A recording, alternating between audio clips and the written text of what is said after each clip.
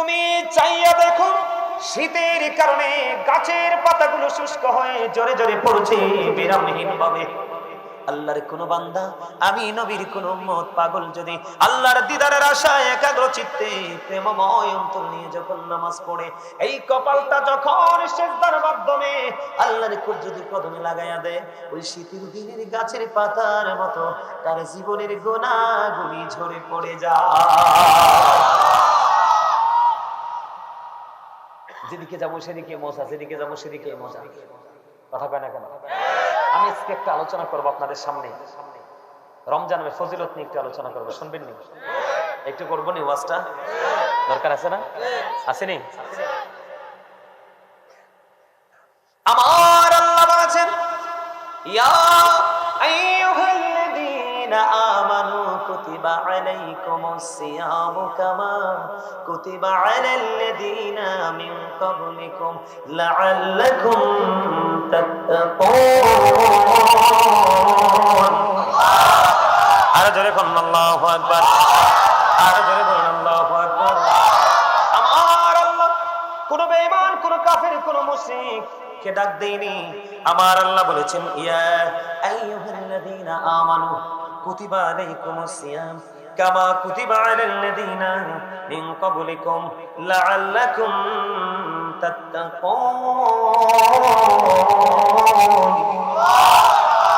আমার আল্লাহ ঈমানদারকে ডাক দিয়েছে, খেয়াল করবেন, কোন বেঈমান নয়, কোন কাফের নয়, কোন মুশরিক নয়, কোন মুনাফিক নয়। কারণ বেঈমান, কাফের, মুশরিক, মুনাফিক সবগুলোর জন্য বরাদ্দ জাহান্নাম। আর আমার আল্লাহর জান্নাত বরাদ্দ শুধু ঈমানদারদের জন্য, মুত্তাকিদের জন্য। এই জন্য দেখবেন যারা কোরআন শরীফ পড়তে পারেন, দেখবেন ম্যাক্সিমাম জায়গায় ইয়া আইয়ুহাল্লাযীনা আমানু মাঝে মাঝে পাওয়া যায় ইয়া আইয়ুহান নাস। কথা কয় না?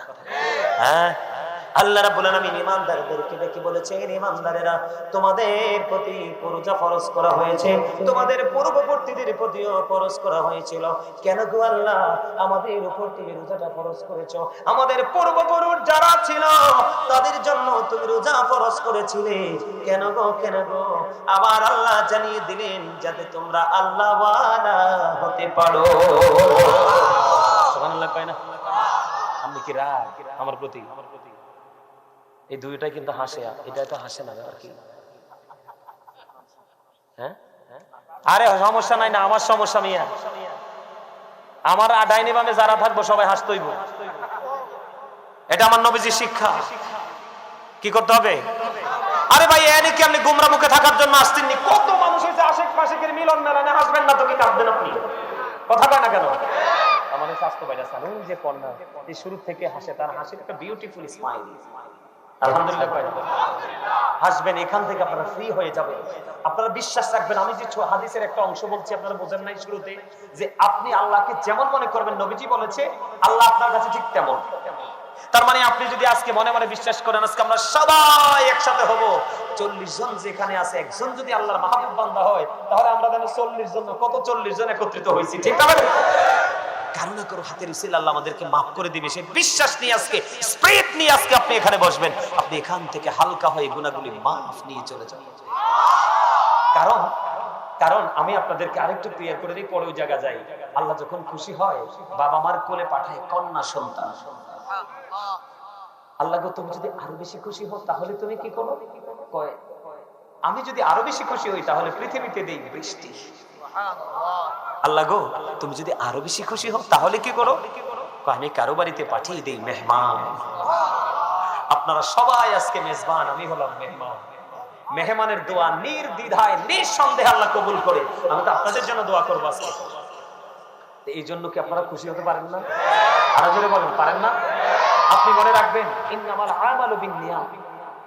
আপনার মানসিকতার উপর নির্ভর করবে সবকিছু। আপনি আলেম মানুষ, আপনি আপনার সাথে আপনাকে নিয়ে মজা করছি, আপনি আপনার মাইন্ড করেন না। কি করছি? কারণ আপনাকে নিয়ে মজা করার সাহস তাদের নাই, আমার আছে। কথা বলে না কেন? আছে না? কথা বলে না কেন? আছে না? কি করেন দাদা ভাই? আছে না? আমরা একজন আরেকজনের কাছে আয়না স্বরূপ। কে কথা কয় না? এটা হচ্ছে প্রেম, এটা হচ্ছে ভালোবাসা। আর চিন্তা করতেছে আমার ভাইটার মনে কোনো কষ্ট টষ্ট হইল না, দেখছি প্রশ্ন করার সাথে সাথে হাসি দিয়ে দিছে, তার মানে ফ্রি হয়ে গেছে। আলহামদুলিল্লাহ বলেন। আল্লাহ আমাদের সবাইকে কবুল করে নিক, সকলে বলেন আমিন। আরো জোরে বলেন আমিন। বন্ধুরে আমার, হাসতে হবে, ফ্রি আলোচনা শুনতে হবে, একটা একটা করে শুনবো আর একটা একটা করে ব্রেইনে সেটআপ দিয়ে দিব, যেন অদূর ভবিষ্যতে এগুলোকে ফলো করে করে নিজের পথ চলতে পারি। আমার আল্লাহ বান্দারকে ডেকে বলেছে, তোমাদের উপর রোজা ফরজ করা হয়েছে, তোমাদের পূর্ববর্তী যারা ছিল তাদের উপর রোজা ফরজ করা হয়েছিল। আল্লাহ গো, কেন গো, কেন গো? যেন তোমরা আল্লাহ ওয়ালা হতে পারো, আল্লাহ দিদার প্রাপ্ত বান্দাদের অন্তর্ভুক্ত হতে পারো। বলে হুজুর, এই রমজান মাস 12টা মাসের মধ্যে, কিসের মধ্যে? 12টা মাসের মধ্যে একটা মাস হলো রোজার মাস, আর বাকি 11 মাস কি আমরা আল্লাহ ওয়ালা হতে পারি না? পারি রে। তবে ওইটার মধ্যে সন্দেহ আছে, রমজান মাসের মধ্যে কোনো সন্দেহ নাই। বলে হুজুর, কেন কেন সন্দেহ নাই? এটার কারণ আছে বন্ধু। ইদা যা রমাদান ফাতিহা, যখন রমজান আগমন করে আবওয়াবুল জান্নাহ, জান্নাতের দরজাগুলো খুলে দেওয়া হয়, অগল্লিকাত আবওয়াবুন নার, জাহান্নামের দরজাগুলো বন্ধ করে দেওয়া হয়, সুফিদাতিশ শায়াতিন, শয়তানকে বন্দী করা হয়। কারণ মুসলমানের ইমানদারদের সবচেয়ে বড় শত্রু হলো শয়তান। আপনাদেরকে বলি, আমার আল্লাহ কোরআনে বলেছেন, ইন্না শাইতানা লাকুম আদুউন ফাত্তাখিযুহু আদুওয়া। আল্লাহ বলেছেন Satan is the eternal enemy of the believers. ইমানদারদের প্রকাশ্য শত্রু হলো শয়তান, তাকে দুশমন বলে গণ্য করতে হবে। কিন্তু সচ্চা ইমানদার যারা, সচ্চা মুমিন যারা, সচ্চা আল্লাহওয়ালা যারা, সচ্চা নবীওয়ালা যারা, সচ্চা বন্ধু ওলিওয়ালা আলেমওয়ালা যারা, তাদের জন্য আমার আল্লাহ ওয়াজ করেছে ভেরি সুইট। বন্ধু, আমার কাছে মনে হয় এত চমৎকার মেসেজ, এটা একটা গুড নিউজ। আমার আল্লাহ বলেছেন, ইন্না কাইদা শাইতানি কানা দাঈফা। আমার আল্লাহ বলেছেন, Satan deception is very weak. ইমানদার মুত্তাকিদের জন্য শয়তানের ধোঁকা একেবারে দুর্বল। জোরে জোরে বলুন সুবহানাল্লাহ। তার एग्जांपल হলো আজকে আপনারা তো জানেন না, আপনারা আজকে যোদ্ধা, আপনার আজকে বীর নবীর সেনা। বলে হুজুর, কেন?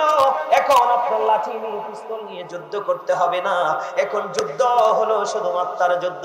আজকে আপনারা যারা ফার্স্ট টাইম থেকে জান্নাতের বাগানে, আপনারা যারা জান্নাতের বাগানে, আপনারা সবাই বন্ধু বিজয়ী। কারণ আপনারা শয়তানকে হারিয়েছেন। শয়তান চায় না বান্দা ভালো কাজ করো। আর যারা এখনো পর্যন্ত আসতে পারেনি, তাদের মতো হতভাগা কপাল পরার কেউ হতে পারে না।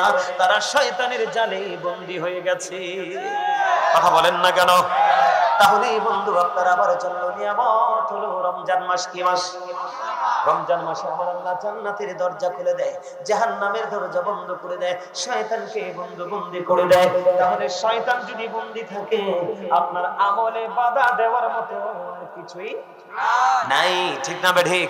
আরো জোরে বলেন। আমি আপনাদেরকে বলি, রমজান মাস বন্ধু আপনার জন্য প্রেমময়, অত্যন্ত মধুময়। বন্ধু অত্যন্ত প্রেমময়। রমজান ওবারদানুল মুতাহহির, রমজান হলো পবিত্রকারী। ঠিক কিনা বলেন? রমজান মানুষকে, রোজা মানুষকে পবিত্র করে দেয়। আপনি আল্লাহর কাছে দোয়া করেন, আল্লাহুম্মা বারিক লানা ফি রজব ওয়া শাবান ওয়া বাল্লিগনা রমাদান। আল্লাহ রজব এবং শাবানের বরকত দাও, আমাদেরকে রমজান পর্যন্ত পৌঁছাইয়া দাও। জোরে জোরে বলুন সুবহানাল্লাহ। আর জোরে বলেন না সুবহানাল্লাহ। ওরে গোলবাহারের মানুষ, কেমন করে বললে বন্ধু তোমরা বুঝবা গো? ও গোলবাহারের আমার ভাই, আমার বাবা গো, আজকে কেউ তোমরা ঘরে বসে দেখো না, হৃদয় উজাড় করে শোনো গো। কত প্রেমের খবর তোমার আমার প্রাণের নবী দিয়েছে, শুধু আল্লাহর দিদার পর্যন্ত পৌঁছানোর জন্য। আমার নবীজি বলেছেন, আমি আমার উম্মত গুলোকে মাজায় ধরে ধরে জাহান্নাম থেকে বাঁচাতে চাই, কিন্তু আমার উম্মত গুলো হাত ফসকে ফসকে জাহান্নামে চলে যায়। তার মানে নবীজি যে রাস্তা দেখিয়েছে, আমরা সেই রাস্তা পথে হাঁটি না, আমরা হাঁটি নিজেদের রাস্তা বানাইয়া। এই জন্য আমার নবীজি বলেছেন, শাবান ও শাহরি, শাবান হলো আমার মাস, ও রজব ও শাহরুল্লাহ, রজব হলো আল্লাহর মাস, ও রমাদান ও শাহরু উম্মতি, রমজান মাস হলো আমার উম্মতের মাস। কারণ রমজান মাস হলো ফসল কাটার মাস। ঠিক কিনা বলেন? মেরাজের চাঁদ হলো বন্ধু ফসল লাগানোর মাস, বৃক্ষ রোপণ করার মাস, আর শাবান মাস হলো কীটনাশক এবং সেচের মাস, আর রমজান মাস হলো ফসল কাটার মাস। কারণ মেরাজ দিয়ে আপনি শুরু করবেন, রমজান মাসে আপনি গুনাহগুলি মুক্তি নিয়ে, গুনাহ থেকে বেঁচে আপনি বন্ধু ঈদের নামাজ পড়তে যাবেন এক রাস্তায়। কি কথা কয় না কেন? আর বলতে থাকবেন আল্লাহু আকবার, আল্লাহু আকবার, লা ইলাহা ইল্লাল্লাহ, আল্লাহু আকবার, আল্লাহু আকবার, লিল্লাহিল হামদ, আল্লাহু আকবার, আল্লাহু আকবার, লা ইলাহা ইল্লাল্লাহ, আল্লাহু আকবার, আল্লাহু আকবার, লিল্লাহিল হামদ, আল্লাহু আকবার, আল্লাহু আকবার, লা ইলাহা ইল্লাল্লাহ, আল্লাহু আকবার, আল্লাহু আকবার, লিল্লাহিল হামদ। এই তাকবীর তাশরীফ দিতে বন্ধু এক রাস্তায় ঈদের জামাত পড়তে যাবেন, আর অন্য রাস্তায় যখন ঘুরে ঘুরে আপনি আপনার বাসার দিকে রওনা হবেন, আপনি নিষ্পাপ হয়ে আপনি জান্নাতের গুনাহমুক্ত হয়ে আপনি আপনার ঘরে ঢুকবেন। জোরে জোরে পড়েন না সুবহানাল্লাহ, আরেকটু জোরে বলুন সুবহানাল্লাহ। বন্ধু হৃদয় খুলে শোনো গো, প্রত্যেকটা জিনিসের কিন্তু যাকাত আছে। কি আছে? প্রত্যেকটা জিনিসের কি আছে? প্রত্যেকটা জিনিসের যাকাত আছে রে। ও বন্ধু, মাঠে যখন ফসল হয়, ফসলের ওশর আদায় করতে হয়, কথা বলে না? কি করতে হয়? আপনারা জোরে কইবেন জি, কারণ আপনারা যখন জি জোরে কইবেন, আমার সাথে কনফিডেন্সলি যখন সমর্থন দিবেন, তার আরো বেশি উৎসাহিত হবে। কারণ এই যুবকগুলো ধ্বংস হয়ে গেছে, যুবকগুলো পথভ্রষ্ট হয়ে গেছে, যুবকগুলো নষ্ট হয়ে গেছে। আমার যত টেনশন যুবকদেরকে নিয়ে। এই মুরব্বী বাবাগুলো দাদাগুলো যখন এই পৃথিবী ছেড়ে চলে যাবে, এই বাংলার জমিন ছেড়ে চলে যাবে, এই যে এই দিকের জিকির আজকে এত মজা হয়েছে, ঠিক এই কর্নারের এই একটু জায়গার জিকিরটা আমি যখন জিকির করেছিলাম, মনে হয় যে তারা নিজেদেরকে মানে অজানা এক গন্তব্যের দিকে নিয়ে যাচ্ছে, নিজেদেরকে নিজেরা হারিয়ে ফেলেছে, এত মানে মধুর ভাবে তারা জিকির করেছে। আমি আজকে যুবক, আমি তোমাদেরকে বলে যাই, তোমরা অনেক যুবকের পরনে পাঞ্জাবি নাই, তোমরা অনেক যুবকের মাথায় টুপি নাই, তোমরা অনেকে লুঙ্গি পায়জামা পড়তে পারো না, সেই প্যান্টটা পরে আসছো। কোরআন এবং হাদিস দ্বারা সমর্থন পেয়েছি, কোরআন এবং হাদিস দেখলে মুসলমান হিসেবে তোমাদের জন্য টোটাল নাজায়েজ। এই পোশাক তুমি পরে এসেছো, কিন্তু আমার দাদা ভাইদের দিকে তাকাও, মুরব্বীদের দিকে তাকাও, লুঙ্গি পরেছে টাকনুর উপরে, পাঞ্জাবি পরেছে সুন্নাহ পোশাক, টুপি পরেছে সুন্নাহ, তার কারণ এটাই ইসলাম। আর তুমি যেটা করেছো, তোমার মাথায় ইসলাম নাই, মুখেও ইসলাম নাই, তোমার বডিতে ইসলাম নাই। ইভেন তোমার যে পোশাক পরে তোমার লজ্জাস্থান ঢাকার কথা, কোন ইমানদার পুরুষের পোশাক উপর দিয়ে থাকবে নাভি বরাবর, নিচে দিয়ে থাকবে টাকনুর উপরে। আল্লাহ 3 শ্রেণীর পোশাক দিয়েছে। কয় শ্রেণীর? কয় শ্রেণীর? একটা হলো লজ্জাস্থান ঢাকার পোশাক, আরেকটা হলো সাজের পোশাক, আরেকটা হলো তাকওয়ার পোশাক। আল্লাহ বলেছেন লিবাসুত তাকওয়া যালিকা খায়র, আল্লাহর কাছে সবচেয়ে উত্তম পোশাক হলো তাকওয়ার পোশাক। যেই পোশাকটা না ইমানদার পুরুষের জন্য ফরজ করা ফরজ, এই পোশাকটা পরে তুমি ফরজ কি করলা? হেফাজত করলা, ধারণ করলা। উপর দিয়ে লুঙ্গি, প্যান্ট, পায়জামা, ট্রাউজার যেটাই বলো, উপর দিয়ে পড়বে নাভি বরাবর, অথবা উপরে নিচে দিয়ে থাকবে টাকনুর উপরে। এখন তোমারটা উপর দিয়েও নাভির নিচে, নিচে দিয়েও টাকনুর নিচে। বুখারী শরীফের মধ্যে আসছে তুমি প্রাউড ফিল করেছো, অহংকার করেছো।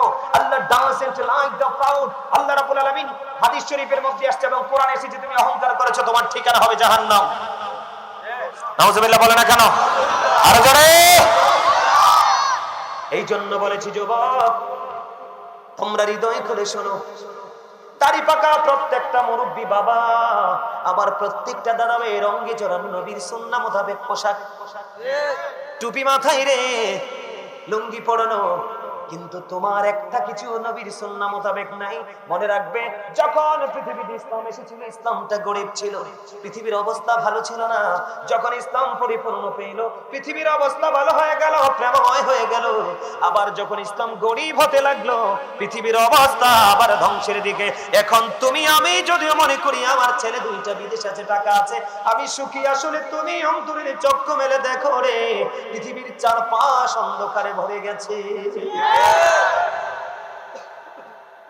তোমরা যুবক যারা, তোমাদের ধ্বংস খুব নিকটে। আমি মনে রাখো, তোমাদের ধ্বংসটা এই কারণে খুব কাছে। এই মোবাইলের মাধ্যমে তোমরা কন্টিনিউ সকাল থেকে বিকাল মাথা থেকে পা পর্যন্ত ইহুদিদেরকে লালন করছো, ইহুদিদেরকে ধারণ করেছো। ইহুদি সম্পর্কে আমার আল্লাহ বলেছেন, ইন্নাল কাফিরিনা কানু লাকুম আদুওয়াম মুবিনা। আমার আল্লাহ বলেছেন, the heretics are the eternal enemy of the believers. ইমানদারদের প্রকাশ্য শত্রু হলো বেঈমান কাফেরেরা।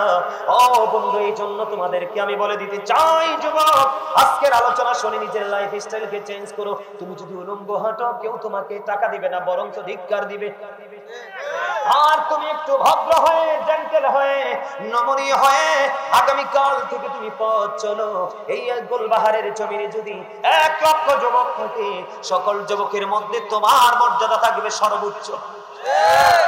দোকানে গেলে তোমাকে নিয়ে আলোচনা, রাস্তায় গেলে তোমাকে নিয়ে আলোচনা, বিয়ে বাড়িতে গেলে তোমাকে নিয়ে আলোচনা। বিশেষ করে তোমার জন্য যখন কোনো বিয়ের প্রস্তাব আসবে, এক বাক্যে বলবে ওই ছেলের হাতে মেয়েটা দিয়ে দেন, চিরসুখী হবে, কারণ অত্যন্ত চরিত্রবান ছেলে। কথা বলে না কেন?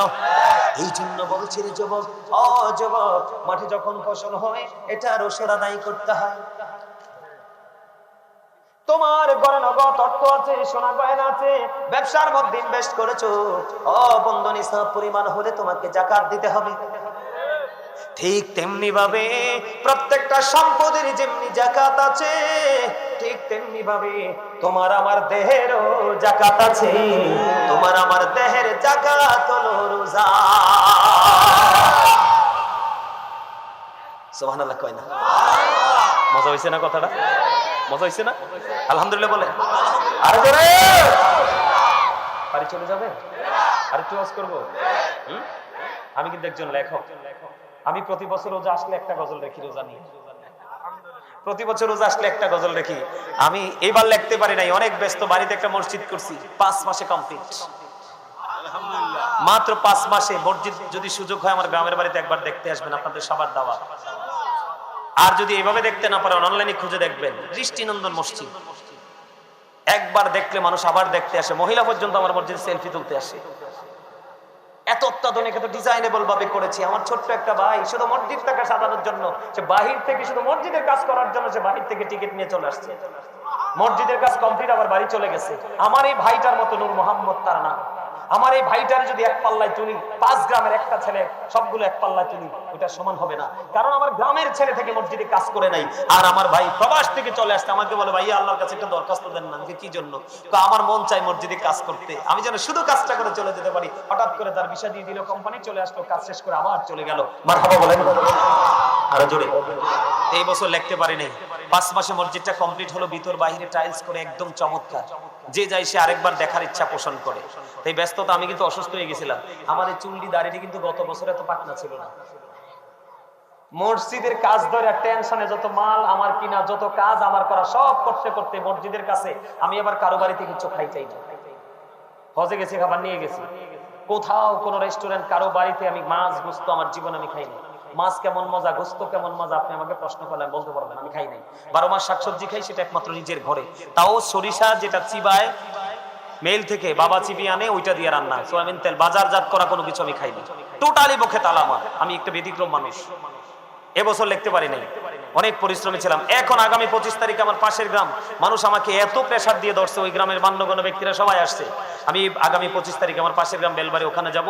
ওখানেও তারা বড় ধরনের আশা করতেছে, ওখানেও তাদেরকে বড় ধরনের ডোনেশন করবো মসজিদটা করার জন্য। সকালে করা আমি বিভিন্ন পেরেশানিতে করতে পারিনি। তবে আমার যে লেখা গজলগুলো, যেহেতু রমজান নিয়ে বলছি, আপনারা সবাই সম্মতি দিলে গাইব।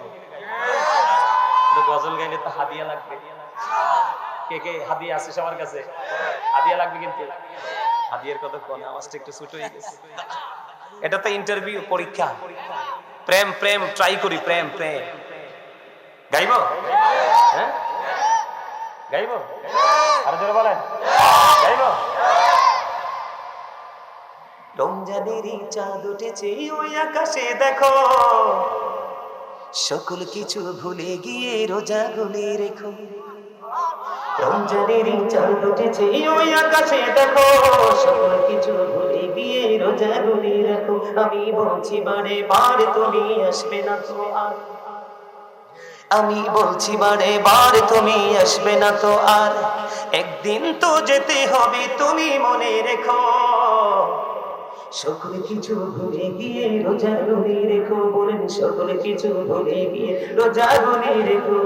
রমজানেরই চাঁদ উঠেছে ওই আকাশে দেখো, সকল কিছু ভুলে গিয়ে রোজা গুলি রেখো, সকল কিছু ভুলে গিয়ে রোজা গুলি রেখো। আমি বলছি বারে বারে তুমি আসবে না তো আর। চলে গেলে কি আবার আসবে? এই জন্য এটা জীবনের শেষ সুদা মনে করে রাখতে হবে। আমার কথার ব্যাখ্যা অনেক লম্বা, এটা আপনি বুঝে নিতে হবে। এই জন্য বলেছি আমি বলছি বারে বারে তুমি আসবে না তো আর, একদিন তো যেতে হবে তুমি মনে রেখো, সকল কিছু ভুলে গিয়ে রোজা গুলি রেখো। মারহাবা বলেন, আরো জোরে বলেন, আরো জোরে বলেন। রমজানের এই প্রস্তুতিতে প্রথম তারাবি, গভীর রাতে ওঠে মোরা খাবো সেহরি। রমজানের এই প্রস্তুতিতে প্রথম তারাবি। ওরে বাবারে, হ্যাঁ গজলের জন্য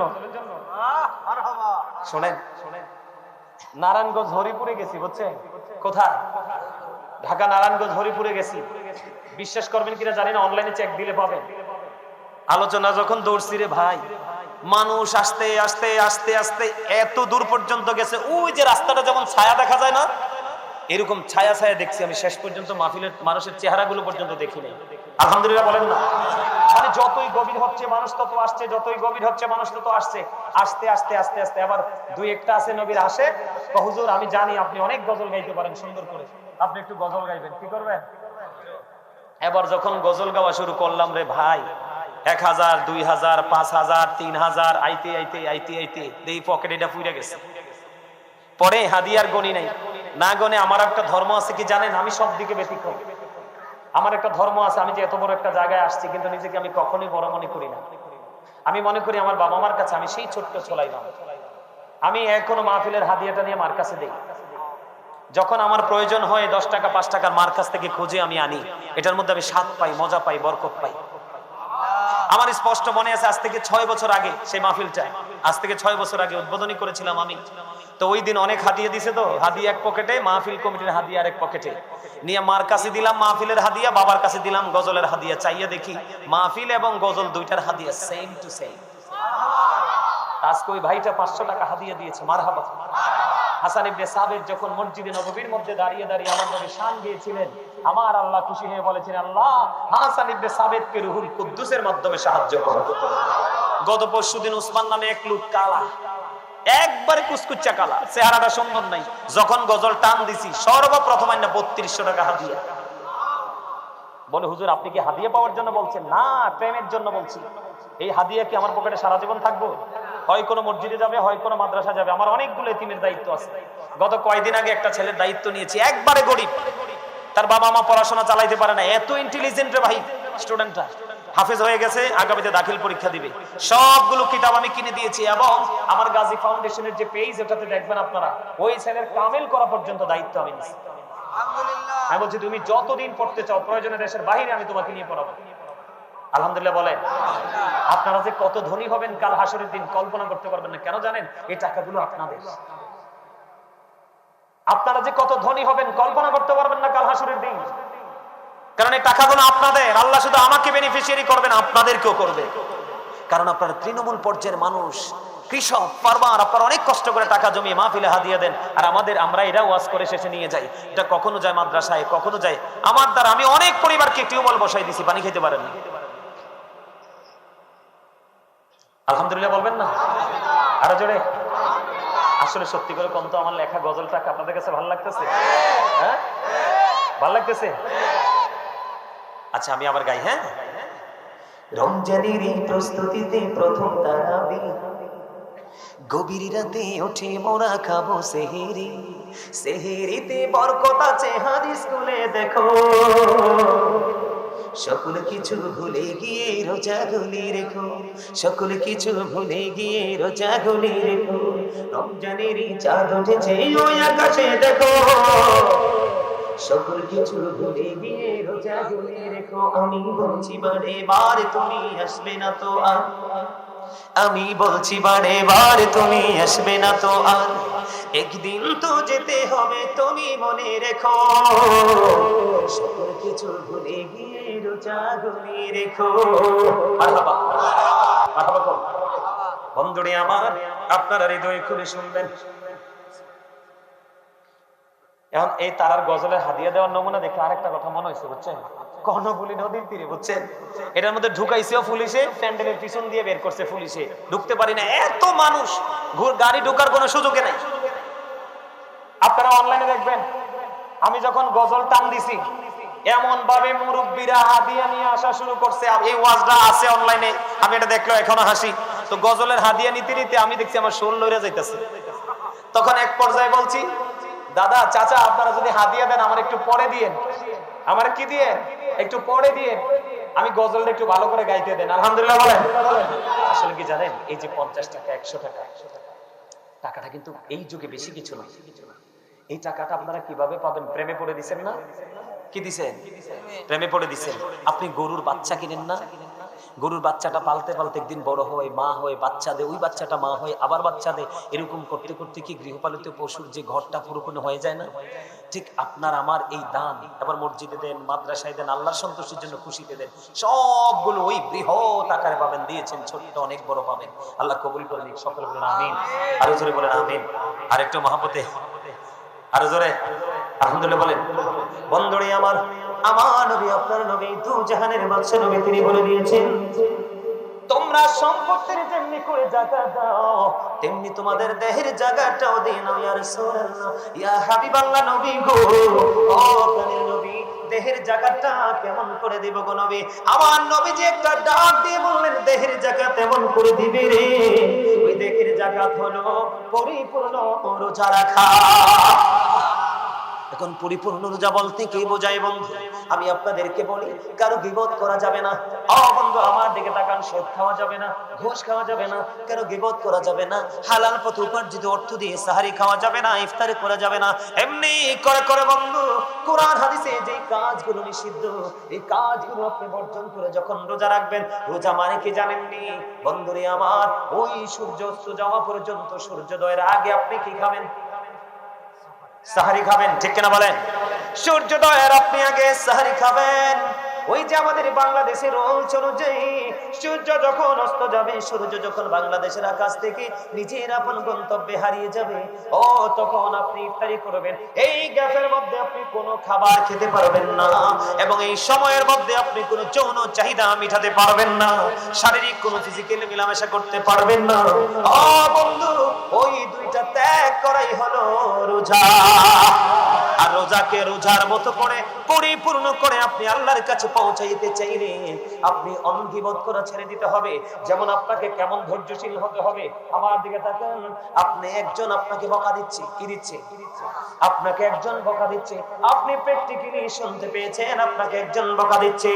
আপনার কাজ হবে শুধু আপনি উত্তর দিয়ে দিবেন, আমি তোমাকে পাল্টা বকা দিব না। আপনি পাল্টা তাকে বকা দিবেন না, আপনি শুধু বলবেন আমি রোজাদার, সে আপনাকে একটা গালি দিবে। আপনি বলবেন আমি রোজাদার, আপনাকে সে একটা গালি দিবে। আপনি বলবেন আমি রোজাদার, বন্ধু আপনি শুধু বলবেন রোজাদার, আর বাকি কাজ হলো আমার আল্লাহ। ঠিক কিনা বলেন? আরে জোরে। আপনি ধৈর্য ধরেছি, আপনি যখন সারাদিন খাবার খাবেন না, মুখটা বন্ধ বেকার হয়ে যাবে। ঠিক কিনা বলেন? কারণ খাবার যখন চিবিয়ে খাবেন, পানি খাবেন, মুখে দুর্গন্ধ হবে না। আপনি ওই গভীর রজনীতে ভোর রাতে উঠে যখন আপনি সাহারি খাবেন, ওই সাহারি খাওয়ার পরে সূর্যাস্ত পর্যন্ত আপনি পানাহার ত্যাগ করবেন, কোনো খাবার খাবেন না। এর মধ্যে আপনার মুখের মধ্যে দুর্গন্ধ বের হয়ে যাবে। আপনি যখন মুখে মুখে দাঁড়িয়ে কথা বলবেন, আরেকজন আপনার মুখোমুখি দাঁড়িয়ে কথা বলবে না। আমার আল্লাহ রোজাদারকে রোজা রাখার কারণে ডেকে ডেকে বলে, রোজাদার, একজন ভাই, একজন বন্ধু, তোমার প্রিয়জন তোমার মুখের দুর্গন্ধ নিতে পারলো না, এটা তার কাছে দুর্গন্ধ মনে হয়েছে রে, আর আমি আল্লাহর কাছে মনে হয়েছে এটা মিশক আম্বরের চাইতে আরো সুগন্ধময়। জোরে জোরে কন্যা সুবহানাল্লাহ। ও কুলবাহারের আমার ভাই, আমার বাবা, বাবা গো, আমি আমার মা বোনদেরকে ডেকে ডেকে বলবো গো, হৃদয় উজাড় করে শোনো, তোমরা কোনো অজুহাত ছাড়া তোমরা মুসলমান হয়ে গেছো, তোমরা যদি না পারো রোজাটা ভাঙতে পারবা, তুমি অসুস্থ হয়ে গেছো, তুমি রোজাটা ভাঙতে পারবা, কিন্তু বিনা অজুহাতে বিনা ওজরে যদি তুমি রোজা একটা রোজা ভাঙো, কারণ রমজানের রোজা রাখা তোমার জন্য ফরজ। কথা বলে না? রমজানের রোজা রাখা তোমার জন্য কি? রমজানের রোজা রাখা তোমার জন্য ফরজ। কোন অজুহাত চলবে না, একটা অজুহাত চলবে, আমি মুসাফির। তুমি যদি একান্তই না পারো তুমি রোজাটা ভাঙতে পারবা। তুমি যদি বন্ধু অসুস্থ হয়ে যাও, শারীরিক অবস্থা তোমার অবনতির দিকে, পুরো অবস্থাটা তোমার প্রতিকূলে, তুমি রোজাটা ভাঙতে পারবা। কোন অজুহাত ছাড়া যদি তুমি রোজা ভেঙে ফেলো, আমার রাসূল বলে দিয়েছে তুমি সারা জীবন যদি তুমি কি করো, চেষ্টা করো ওই যে অজুহাত ছাড়া রোজা ভেঙেছো, ওই রোজার খেসারত তোমার এই জীবনে দিতে পারবা না। তাহলে রোজা বড় সেনসিটিভ জিনিস। কথা কয় না কেন? আরো জোরে, আরেকটু মহব্বতে। আমার আল্লাহ বন্ধু, যারা আল্লাহর পথে পথিক তাদেরকে ডেকে ডেকে বলে তোমরা অগ্রসর হও। যারা অপরাধী আল্লাহ রাব্বুল আলামিন তাদেরকে বলছেন, রাসূল জানিয়ে দিয়েছেন তোমরা থেমে যাও। কি করো? অপরাধীকে কি করতে হবে? থেমে যেতে হবে। আল্লাহ ওয়ালাদেরকে আরো এক্সপেরিয়েন্স মেন হতে হবে, অ্যাক্টিভ হতে হবে। তার কারণ কি? ও বন্ধু, আপনারা আমার দিকে তাকান। আল্লাহ রাব্বুল আলামিন জান্নাতের 8টা দরজা খুলে দিবে, জাহান্নামের দরজাগুলো বন্ধ করে দিবে। আপনাদেরকে কেমন করে বন্ধ বোঝাবো? ওরে বল গোলবাহারের ভাই, আমার বাবা গো, তোমরা বেশি বেশি করে রোজা রেখো। কারণ বছরের শুরু থেকে ওই আরেক বছরের শেষ পর্যন্ত এই জান্নাতকে সাজানো হয় শুধু রোজাদারদের জন্য। বছরে শুরু থেকে শেষ পর্যন্ত শুধু জান্নাতকে সাজানো হয়। কি করা হয়? মনে রাখতে হবে, আল্লাহর পথে শহীদ যারা উচ্চ তাদের শান, মহান খোদা করেন তাদের এমন জীবন দান, রূহ তাদের বানাইয়া সবুজ বরণ পাখি, জান্নাতুল ফিরদাউস বিছে দেন যতনে রাখি, সেটাই থাকি খাই তাহারা জান্নাতি ফলমূল, উড়ে বেড়ায় রয় হামেশা খুশিতে মশগুল। আমার ভালো কয় না? আমার ওয়াজ মনে মাইতে মাঝে তারা বুঝেন না, বুঝেন না? মনোযোগটা কি একটু ডাউন হয়ে গেছে? এই মেহমান তো উপরে উঠতে চাই না, আমি যাই কাঁদছি, দেখেন কি প্রেমের ধোলা লাগছে, দেখেন ক্লান্তি আসেনি। তিনি কিন্তু অসুস্থ, কিন্তু ওনার বডি ল্যাঙ্গুয়েজে অসুস্থ মনে হয়, কারণ ওনার দেহের কথা ভুলে গেছে, উনি শুধু রুহের খোরাক যোগাচ্ছে। কথা কয় না কেন? উনি দেহের কথা কি করেছে? ভুলে গেছে, উনি রুহের জগতে ঢুকে গেছে। মারহাবা করুন। আপনাদেরকে আমি বরকতের সময় একটা বরকতময় কথা বলি। শান্ত, আমরা যে ওই যে অনেক ভিতরে সেনাবাহিনী যে আমাদেরকে আটকাইছিল, কোথায় না গেছিলাম মাহফিলে, শ্রীনগর দিয়ে গেছিলাম, পদ্মা সেতু রোডে, দোহার না কি জানি, দোহারের দিকে একটা দোহারে মাহফিলে গেছিলাম। মাহফিলের যিনি সভাপতি, ওনাকে দেখে আমার মানে ওই কথাটা মনে পড়ে গেছে, এই রিসেন্ট ঘটনা। দোহারে মাহফিলে গেছিলাম, তো মাহফিলের সভাপতি সাহেব, ওনার হাত শুধু কাঁপছে, মানে বডিটা শুধু কম্পন করতেছে। তো এখন উনি কুমিল্লা থেকে আসবো, তো উনি অনলাইনে আমার আলোচনা শুনে, মানে আমার পাগল ভক্ত, কিন্তু ওনার শারীরিক অবস্থাটা এত প্রতিকূলে গেছে, এখন তিনি শুধু কাঁপতেছে, দাঁড়াইতে পারতেছে না, বসতে পারতেছে না। তখন আমি, বিশ্বাস করেন, আপনাদের কতটুকু আপনারা বিলিভ করবেন আমি জানি না, তবে একদম চিরন্তন সত্য। আমি যখন আমার এই আসনে বসলাম, বসার পরে আল্লাহকে বললাম, আল্লাহ তুমি না মেহমানদের দোয়া কবুল করো কোনো শর্ত ছাড়া। আল্লাহকে বললাম, আল্লাহ তুমি না মুসাফিরের দোয়া কবুল করো। তুই পাগল, তো অসুস্থ শরীর আমাকে ভালোবাসে। ওই আমার কোরআন হাদিসের কথা মনে পড়লো, হক্কানি কোন আলেম নবীর প্রেমিককে ভালোবাসলে নবীর সাথে প্রেম হয়, আর নবীর সাথে প্রেম হলে প্রেম অটো আল্লাহর সাথে হয়ে যায়। আল্লাহ এই মানুষটা কত আশা করে আসছে, এই মানুষটা বসতে পারে না, তুমি তো চাইলে তাকে একটু সুস্থ করে দিতে পারো। কোন ফায়াকুন, তুমি বলতে দেরি হবে না। বিশ্বাস করেন, লোকটা আমার ডান পাশে ছিল। শান্ত, ঠিক নি কথা? আমার ডান পাশে বসা ছিল, ওনার চাইতে আরো মুরব্বী। বিশ্বাস করেন, এইভাবে পিছন দিয়ে একটা হাতটা বুলিয়ে দিলাম, ওনার মধ্যে কম্পন গেল কই, মানসিকতা গেল কই, একেবারে সুস্থ। সারাক্ষণ আমার আলোচনা শুনেছে, মোনাজাত দিয়ে আমার সাথে তারপরে বাড়ি গেছে। প্রেম মানুষকে দুর্বলকে এইভাবে সবল করে, উইকনেস যার মধ্যে আছে তাকে এইভাবে অ্যাক্টিভ করে, স্ট্রং করে দেয় আমার আল্লাহ। জোরে কোন না সুবহানাল্লাহ, আর জোরে কোন সুবহানাল্লাহ। বন্ধু বিশ্বাস করেন, মানুষ কতজন হয়েছেন এটা আমার দেখার বিষয় নয়। আপনাদের মানসিকতা, আপনাদের দৃষ্টি দুটো, আপনাদের আঁখি দুইটা বন্ধু সত্যি সত্যি পলকহীন ভাবে আমাকে ফলো করছে। আমি আপনাদের দৃষ্টিভঙ্গিতে মুগ্ধ হয়ে গেলাম। এই জন্য আমি আলোচনাটা বন্ধ ঘন্টা দেড় ঘন্টার মধ্যে ছেড়ে দিব সিদ্ধান্ত নিয়েছিলাম, কিন্তু ছাড়বো না, আরো আলোচনা করব। তার কারণ হলো প্রতিদিন ওয়াজ হয় না, হয়তো বা রমজানের আগে আপনাদের এমন ভাবে বসার সুযোগ নাও হতে পারে। এই জন্য বন্ধু এগুলো কাউন্ট করে নিয়েছেন যেন রমজান মাসে বাস্তবায়ন করতে পারেন। আমি আপনাদেরকে বলে দেই, আপনার আমার প্রাণের নবী সরকারে মদিনা ইমামুল মুরসালিন রাহমাতাল লিল আলামিন, তিনি বন্ধু বলে দিয়েছে বছরের শুরু থেকে ওই শেষ পর্যন্ত আমার আল্লাহ রোজাদারদের জন্য জান্নাতকে ডিজাইনেবল করে সাজায়। জোরে জোরে কন্যা সুবহানাল্লাহ। বন্ধুরে আমার, ও বন্ধু শুধু সাজায় না, ওই যে আমার আল্লাহ বলেছেন জান্নাতের দরজা কয়টা? 8টা জান্নাতের দরজা, 8টা জান্নাতের দরজা ওপেনিং করে দিবে। কিন্তু কাল হাসরের ময়দানে ও গুলবাহারবাসী রে, আপনাদের জন্য স্পেশাল নিয়ামত বন্ধু, স্পেশাল নিয়ামত। জান্নাতের 8টা দরজার মধ্যে একটা দরজার নাম হলো বন্ধু রাইয়ান। কে? এদিকে সাইয়া কন্নেক্ট, আপনি এদিকে চান? হ্যাঁ, এই যে সাপোর্ট করছে আপনাদের খতিব সাহেব না, কারণ আপনাদের খুব কাছের মানুষ উনি, আপনারা ওনার খুব কাছের মানুষ। কাছের মানুষের সমর্থন মানুষকে অনেকটা উৎসাহিত করে। কথা বলে না কেন? এই জন্য ওনার সাথে একটু মজা করে বলছি ওইদিকে তাকানোর জন্য। আপনারা রাগ হয়েছেন? আমার নবীজি বলেছি, ও গুলবাহারবাসী রে, হৃদয় খুলে শোনো, আমি আমার মা বোনদেরকে বলবো।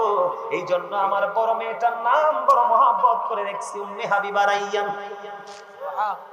আমার যখন প্রথম মেয়ে হলো, ও বন্ধু, আমার বাচ্চাটার নাম রেখেছি রাইয়ান। এই শব্দটা আমাকে অত্যন্ত প্রেমময় করেছে, এই শব্দটা আমাকে মুগ্ধ করেছে, এই শব্দটা আমার হৃদয়টাকে ওলটপালট করে দিয়েছে। বন্ধু, এত ভয়ঙ্কর, এত চ্যালেঞ্জিং একটা মুহূর্ত ওই কাল হাসরের ময়দান, ওই হাসরের ময়দানে যুবক তোমরা, আবার আমি আজকে অনুরোধ করে বলে যাই, তোমরা প্রাণ ভরে রোজাটা রাখবা। কোন বন্ধুদের সাথে তাল মিলাইও না। তুমি তোমার কবরে যাবে, প্রাণ উজাড় করে রোজা রাখবে। তার কারণ হলো আমার রাসূল জানিয়ে দিয়েছে, তোমরা যদি দুনিয়ার বুকে প্রাণ উজাড় করে সুন্দর করে রোজা রাখতে পারো, এই রোজা যদি আমার আল্লাহ যদি কবুল করে নেয়, তাহলে তোমার জন্য স্পেশাল গিফট হলো ওই রাইয়ান নামক জান্নাতের গেট। কাল হাসরের ময়দানে আল্লাহ খুলে দিবে, ওই প্রকৃত রোজাদাররা জান্নাতে ওই রাইয়ান নামক গেট দিয়ে বন্ধু জান্নাতে প্রবেশ করবে।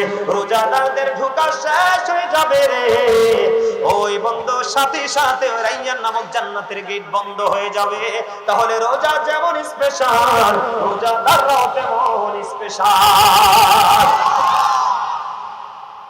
খুশি তো সবাই? দুই হাত তুলে দেখেন কে কে খুশি। একবারে সোজা করে, একবারে সোজা করে। হ্যাঁ, ইয়া রাসূলুল্লাহ, আলহামদুলিল্লাহ বলেন। আরো জোরে। হাত তুলতে কষ্ট হয়েছে? আরো জোরে কর। আমার তো ওয়াজ ছাড়তে ইচ্ছা করতেছে না, অনেক অনেক ভালো লাগতেছে। আলহামদুলিল্লাহ বলেন। কালকে 2টা প্রোগ্রাম করছি। ফার্স্ট প্রোগ্রামেও সেম, সেকেন্ড প্রোগ্রামে 1 থেকে 1.5 ঘন্টার মধ্যে শেষ করে ফেলবো। আর সেই ওয়াজ শেষ হয়েছে 3:30টায়, আরে 3.5 ঘন্টায় আলোচনা। মানুষের মধ্যে বিরক্তি নাই, ঘড়ি চাইয়া দিই, টাইম তো চলে গেছে পার হইয়া। আল্লাহর এই সময় কিভাবে চলে গেল। আলহামদুলিল্লাহ বলেন।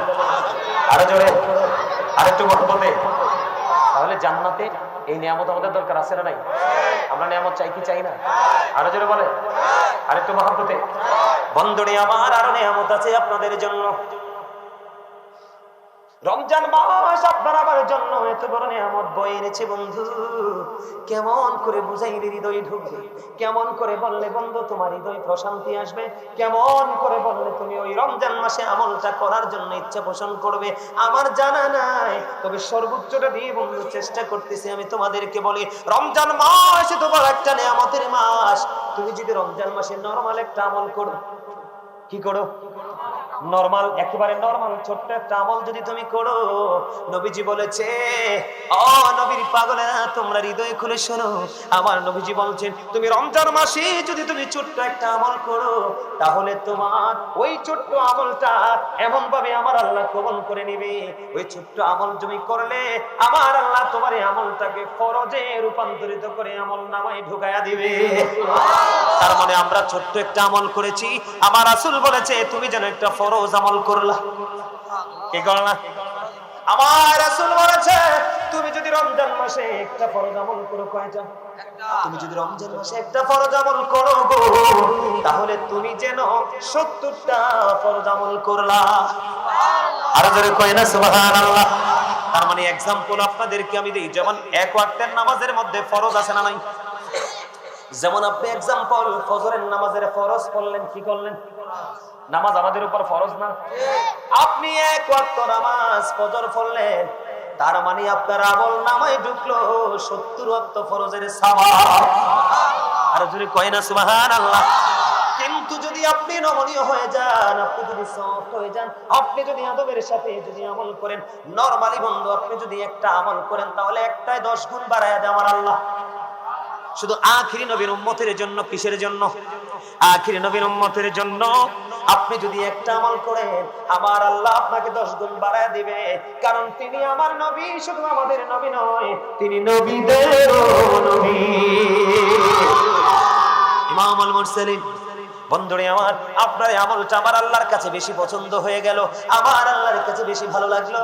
আমার আল্লাহ বলে, হাবিব আপনি জানিয়ে দেন, ওই গাজী সুলাইমান আল কাদরি আমার পাগলটা আজকে গোলবাহারের জমিনে চলে গেল, ওই পাগলটা জানিয়ে দিল আপনার আমলটা 1 থেকে 10, 10 থেকে 70, 70 থেকে 700 গুণ পর্যন্ত বাড়িয়ে দিবে। আর জোরে সুবহানাল্লাহ। আরেকটু মহব্বতে। তাহলে আপনি যদি একটা মিলাদ পড়েন, 700 মিলাদের সওয়াব। একটা কোরআন তেলাওয়াত করেন, বন্ধু একটা কোরআন তেলাওয়াত করেন, তাহলে আপনার একটা কোরআনে খতম যদি পড়েন, 700 কোরআন খতমের সওয়াব। জোরে জোরে পড়ুন সুবহানাল্লাহ। তাহলে এই রমজানকে হাতছাড়া করা যায়নি। আমরা যাব, পড়ব নি। এখন আপনারা তারাবি কয় রাকাত পড়েন? সবাই কি 20 রাকাতের পক্ষে? 20 রাকাতের পক্ষে কে কে হাত তুলে দেখান? আল্লাহু আকবার। ইয়া রাসূলুল্লাহ। নামান সবাই 20 রাকাতের পক্ষে। আমি আপনাদেরকে একটা মেসেজ দেই ছোট্ট করে বন্ধু, আপনাদেরকে দেখে বলি, না দেখেও বলতে পারতাম। দেখছেন নি? আপনাদের এলাকায় কত মানুষ আছে এখনো আসে নাই, কিন্তু আমার সাথে কখন ওই অনেক আগে ফোন একটা রিসিভ করছি, রিসিভ যে করছি ও আজ শুনতেছে তো শুনতেই আছে। আলহামদুলিল্লাহ বলেন না? বিশ্বাস করেন, দৈনিক যদি 5টা প্রোগ্রামও করি, আগামী 20 বছরের প্রোগ্রাম শেষ করতে পারবেন। আপনি দেখতেছিলেন তো, আমি যদি দৈনিক 5টা করে প্রোগ্রাম করি, আগামী 20 বছরের প্রোগ্রাম শেষ হবে না। শুধু বাংলাদেশ না, ওই দেখেন আবার কল দিচ্ছে, উনি টেনশনে পড়ে গেছে, হুজুর কেন কাটলো, আলোচনা শুনবো। ওই দিন এই লোকটাই আরেকদিন আসছিল, প্রায় 46 মিনিটের উপরে। লাস্ট টাইমে ফোন করছি 46 মিনিটের দিকে ওয়াজ শুনতেছে। শুধু দেশ না রে ভাই, এটা আপনাদের দোয়া, ভালোবাসা, মা বাবার দোয়া, মদিনাওয়ালার নেস্তিক। কারণ শুধু দেশ না, দেশের বাহির থেকে যে কি পরিমাণ অফার, আপনারা আমার ফোন দেখলে অবাক হয়ে যাবেন। বিশ্বাসই করবেন না যে গাজী সুলাইমান কি আমাদের দেশের লোক কিনা। কিন্তু আমি অহংকার করি না, প্রাউড ফিল করি না। আমার জায়গা থেকে 1 ঘন্টার বেশি কেউ আলোচনা করবে না, সর্বোচ্চ 1.5 ঘন্টা। এত ব্যস্ততা, কিন্তু আমি প্রত্যেকটা প্রোগ্রামে সময় দেওয়ার চেষ্টা করি। কেন জানেন? কারণ আমি মনে করি মাহফিল আমার জীবনের শেষ মাহফিল। কারণ আজকের পরে হয়তো আমার স্টেজে নাও ওঠার সুযোগ হতে পারে। আমি প্রত্যেকটা মাহফিলকে ওইভাবে বরণ করে, গ্রহণ করে আলোচনা করি। এই জন্য আপনাদের দোয়ায় হাজার হাজার ভিডিও অনলাইনে আছে, কিন্তু আমাকে নিয়ে ট্রল করার দুঃসাহস কেউ পায়। কারণ আমি সত্যি আল্লাহ রাসূলকে ভালোবাসি। ভুল হতে পারে, ভুল হওয়াটা স্বাভাবিক, ভুলের ঊর্ধ্বে তো কেউ না। কিন্তু এই ঘন্টার পর ঘন্টা আলোচনা করি, আল্লাহ আমার জবান দিয়ে এলোমেলো কথা বের করে না। আমি আল্লাহর কাছে যে শুকরিয়া জ্ঞাপন করে শেষ করতে পারবো না। সকালে বলুন না আলহামদুলিল্লাহ। আরো জোরে। বন্ধুরে আমার, একটুখানি শুনেন, আমাদের দেশে রমজান মাসে তারাবি নিয়ে বিতর্ক আছে নাই? আর একটু মহব্বতে বলেন, আপনারা শুনবেন নি? ইজমাউ সাহাবাতি আলা আন্না তারাবিহা 20 রাকাআ। সকল সাহাবায়ে কেরামের ইজমা হয়েছে। কি হয়েছে? কথা বলে না কেন? ঐক্যমত হইছে না? সকল সাহাবায়ে কেরাম, যুবক যুবক তোমাদের আমি হাত জোর করে বলছি রে যুবক, তোমরা এই দুনিয়ার কমার্শিয়াল বক্তাদের কথা শুনিও না। কেন জানো? আমার নবীজি বলে দিয়েছে, কিয়ামতের পূর্বক্ষণে যতগুলো আলামত প্রকাশিত হবে, এর মধ্যে একটা আলামত হলো দুনিয়া নবী মৌলবী। মন গড়া তোমাকে খুশি করবে তোমার মতো করে, আমাকে খুশি করবে আমার মতো করে। এই বন্ধু, মসজিদের সেক্রেটারি সাহেব একটা সর্বোচ্চ পাওয়ার আছে। নবীর দুশমন যদি হয়, ওনার মনের ভাষা বুঝবে, কোন কথা দ্বারা ওনাকে দুর্বল করা যাবে। এই সমস্ত মৌলবী পৃথিবীতে প্রকাশিত হবে। আমার নবীজি বলেছেন, দুনিয়ার লোভে পড়ে তারা ভোর ভুল ভাল ফতোয়া দিয়ে সাধারণ মানুষগুলোকে পথভ্রষ্ট করে দিবে। এরা হলো কিয়ামতের আলামত। এই সমস্ত মৌলবি থেকে তোমরা দূরে থাকো। রাসূল বলেছেন ও ইয়াকুম ও ইয়াহুম, রাসূল বলেছেন তোমরা তাদের থেকে দূরে থাকো, তাদেরকেও তোমাদের থেকে দূরে রাখো। লা ইউদিল্লুনাকুম ওয়া লা ইফতিনুনাকুম। কারণ কি তাদের সাথে মিশতে তোমরা পথভ্রষ্ট হবে, ফিতনায় পড়বে। তারা যেন তোমাদেরকে পথভ্রষ্ট করতে না পারে, ফিতনায় ফেলতে না পারে, এই জন্য তোমরা তাদের থেকে দূরে থাকো, তাদেরকেও তোমাদের থেকে দূরে রাখো। তার কারণ হলো তাদের জবান হবে মধুর চেয়ে মিষ্টি। রাসূলের কথা আমার নয়, তাদের জবান হবে মধুর চাইতে মিষ্টি, তাদের চরিত্র হবে ফেরাউনের মতো, হিংস্রতা হবে বাঘের মতো। তাদের নামাজ দেখলে তোমরা মনে করবে তোমার নামাজ হচ্ছে না, তাদের রোজা দেখলে তোমরা মনে করবে তোমাদের রোজা তাদের রোজার কাছে একেবারে নাফিক। তারা এমন ভাবে কোরআন তেলাওয়াত করবে, তাদের কোরআনটা জিহ্বার হুলকুমের বাহিরে যাবে না, ভিতরে যাবে না, বাহিরে থাকবে। তার মানে তাদের কোরআন তাদের জবানে থাকবে, কোরআনটাকে শুধু তারা নিজের মনে করবে। তাদের নমুনা হলো দেখবেন মাহফিলে গেলে তাকবীর দেয় লিল্লাহি তাকবীর। তাদেরকে চেনার উপায় হলো তারা বলবে লিল্লাহি তাকবীর, জোরে জোরে কোন নাউজুবিল্লাহ। আর জোরে কোন কি তাকবীর দিবে? তাদেরকে চেনার উপায় হলো তারা লিল্লাহি তাকবীর দিবে, নারে রিসালাত তারা বলবে না।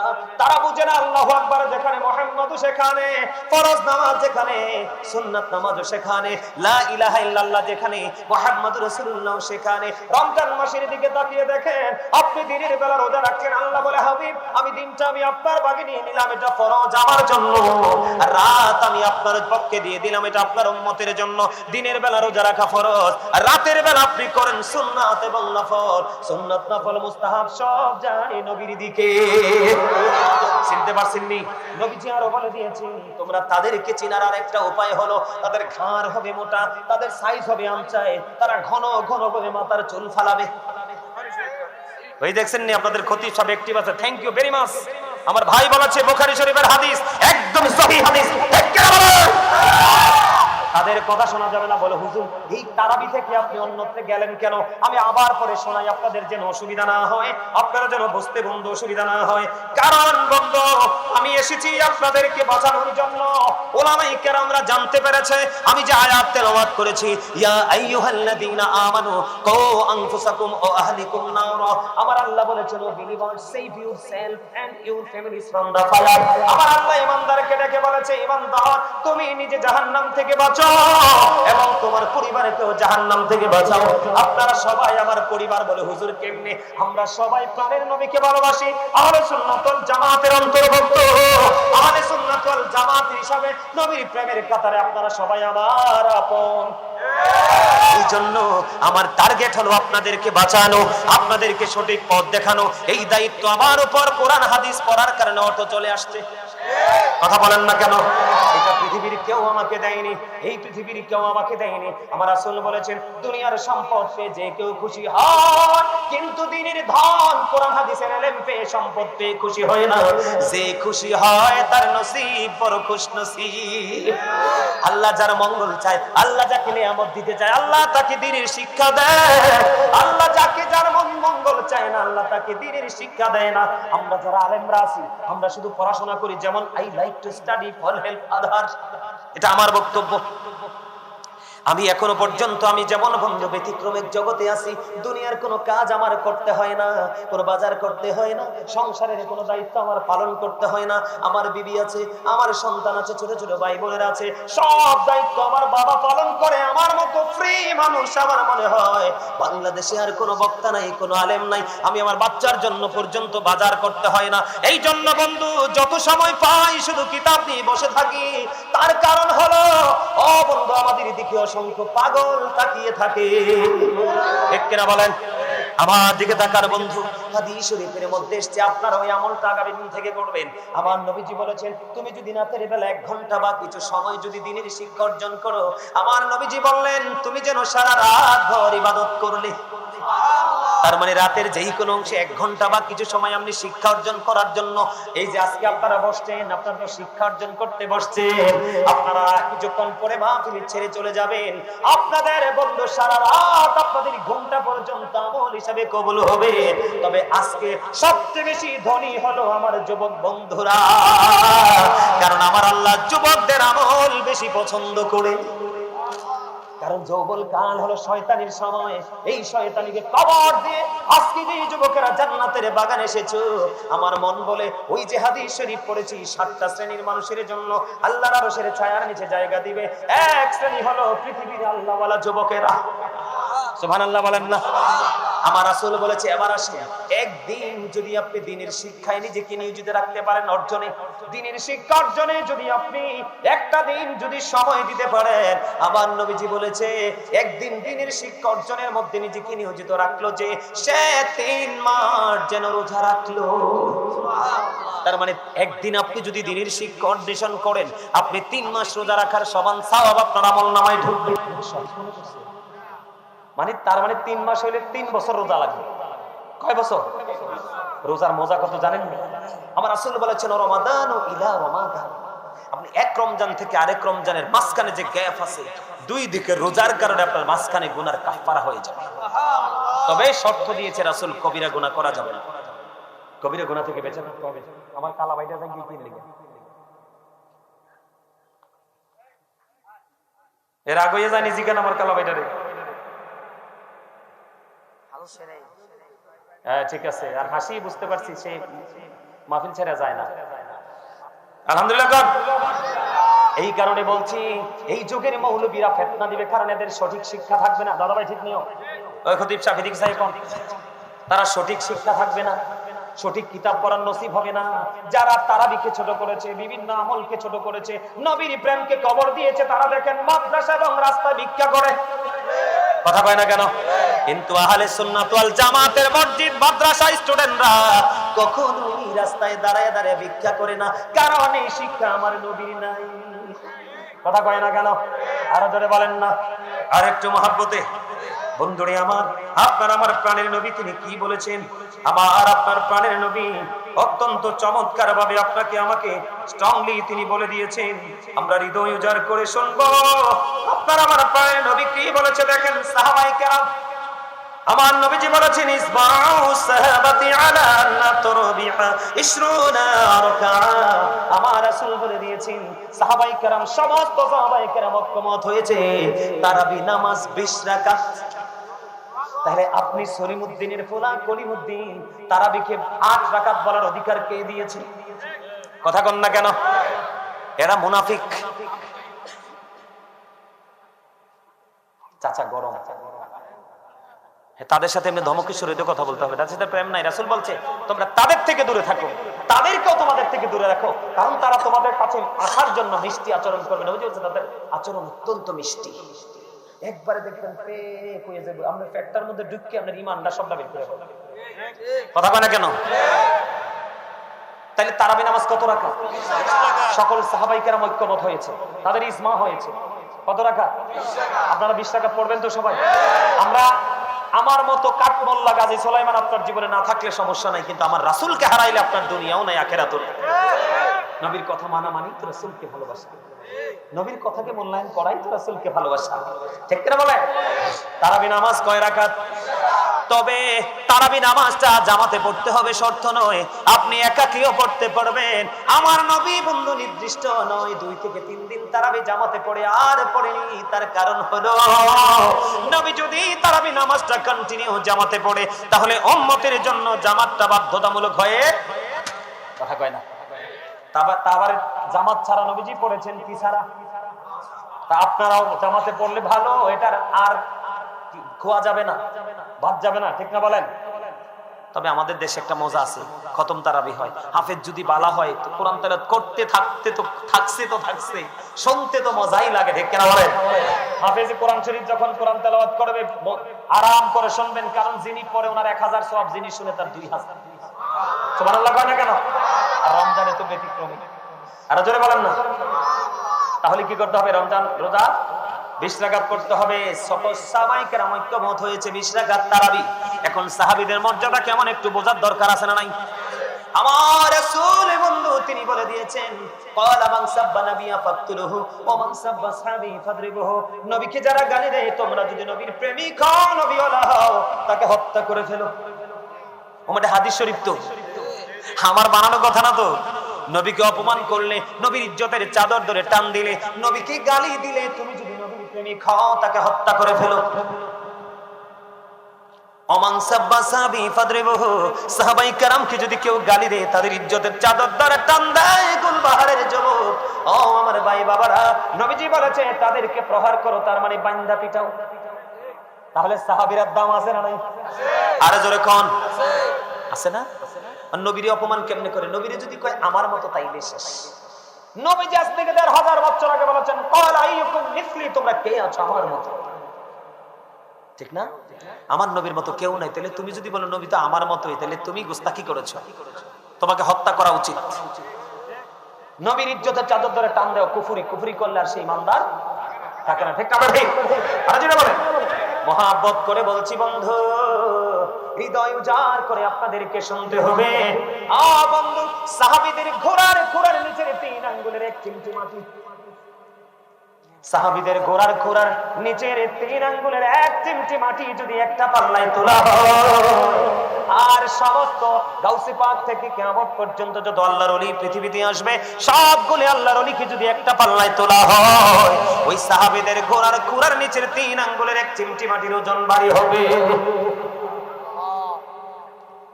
সর্বশেষ একটা আলোচনা করব আজকে। কি একটা ওয়াজ করা দরকার, আপনারা শুনলে করব। গতকালকে আমি অনেক রাত্র হয়েছে, বাসায় ঢুকছি, যে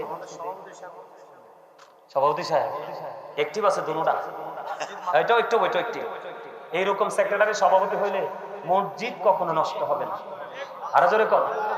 আমি বিভিন্ন জায়গায় মাহফিলে দাদা ভাই যাই, ওরে বাপরে বাপ, সভাপতি এত মোটা মনে আমরা 5 জনও ধরতে পারি। আসলে কোন মোটার কথা বলছি বুঝছেন নি? এত ভাব, মনে রাখবেন, যার মধ্যে আছে ভাব তার মধ্যে আছে প্রকৃত প্রেমের অভাব। ওমা জিদি কয় না, প্রেমের অভাব মানে বুঝেন নাই? প্রকৃত ইসলাম নাই। যদি থাকতো শুধু প্রাউড ফিল করতো না, অহংকার করতো না। ঠিক না? ঠিক। আপনাদের দুটোটাই সফট, আলহামদুলিল্লাহ বলেন। আমি শুধু জুম্মার দায়িত্ব ছাড়ছি সভাপতি সেক্রেটারি বেদবির কারণে। সুদের ওয়াজ করলে কানে কানে, গুজরি না করলে হয় না, ভিসা দিয়ে বিডি বেটা তোর কপাল চাই। আলহামদুলিল্লাহ। আরে ভাই, খতিব সাহেবকে বলতে দিবেন, আপনি মানবেন কি মানবেন না সেটা ডিসাইড করবেন আপনি। তাকে বলতে দিতে হবে। আজকে হয়তো ভালো লাগছে না, আগামী দিন ভালো লাগতেও তো পারে। কিন্তু কখনো কোনো ইমাম সাহেব, খতিব সাহেবদের কণ্ঠ চেপে ধরা যাবে না, তাদের বাকরুদ্ধ করা যাবে না, তাদেরকে উন্মুক্ত করে দিতে বলতে থাকেন। কে যে হেদায়েত হবে সেটা মালিক জানে, কিন্তু বলতে হবে। ঠিক না? ঠিক। বলতে লাগলে বলতে থাকবেন শুধু। আলহামদুলিল্লাহ বলেন।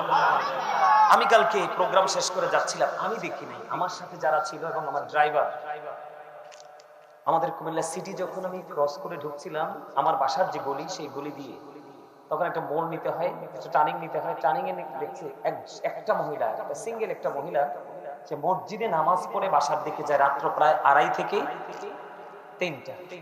কয়টা? 2:30 থেকে। আপনারা হাদিস কোরআন জানার দরকার নেই, আপনারা বলেন একটা নারী কি রাস্তায় এত গভীর রাতে নিরাপদ? না, কখনোই না।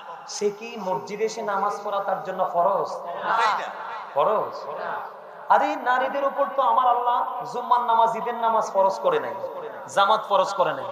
যেই জায়গাতে তাদের উপর নামাজটাই ফরজ করে নাই, তাহলে জামাত পড়ার তো প্রশ্নই আসে না। কথা বলেন না ভুল বলছি? সাইয়্যিদুল আইয়াম, জুম্মার দিন শ্রেষ্ঠ দিন, ফ্রাইডে, শুক্রবার, যেই দিনটা রোজার ঈদ কুরবানির ঈদের চাইতে উত্তম, সেই দিনে নারীদের জন্য নামাজ ফরজ না, তাহলে তারা কোন যুক্তিতে মসজিদে নামাজ পড়তে যায়? আমার কথা কি বুঝতে পারছেন? আপনারা দেখছেন কিনা জানি না, উত্তর দিকে গত বছর অনলাইনে দেখেছি, একটা মহিলা ভোর রাতে সাহারি খেয়ে এসে এক ঘর থেকে আরেক ঘরে যাওয়ার সময় এক নিঝুম জায়গায় কয়েকটা ছেলে ধরে গভীর রাতে তাকে ধর্ষণ করেছে। নাউজুবিল্লাহ বলেন। আরে যারা বলেন, আপনারা ঘেটে দেখবেন অনলাইনে, আমি ভিডিওটা ভালো করে দেখেছি। খবরটা এইভাবে আসছে, ওই বাড়ি থেকে অন্ধকারে চাপিয়ে ধরেছে, তার ইজ্জত লুটে নিয়েছে। আমার আল্লাহ বলে দিয়েছেন, ওয়াকারনা ফি বুয়ুতিকুন্না ওয়ালা তাবাররাজনা তাবাররুজাল জাহিলিয়াতিল উলা।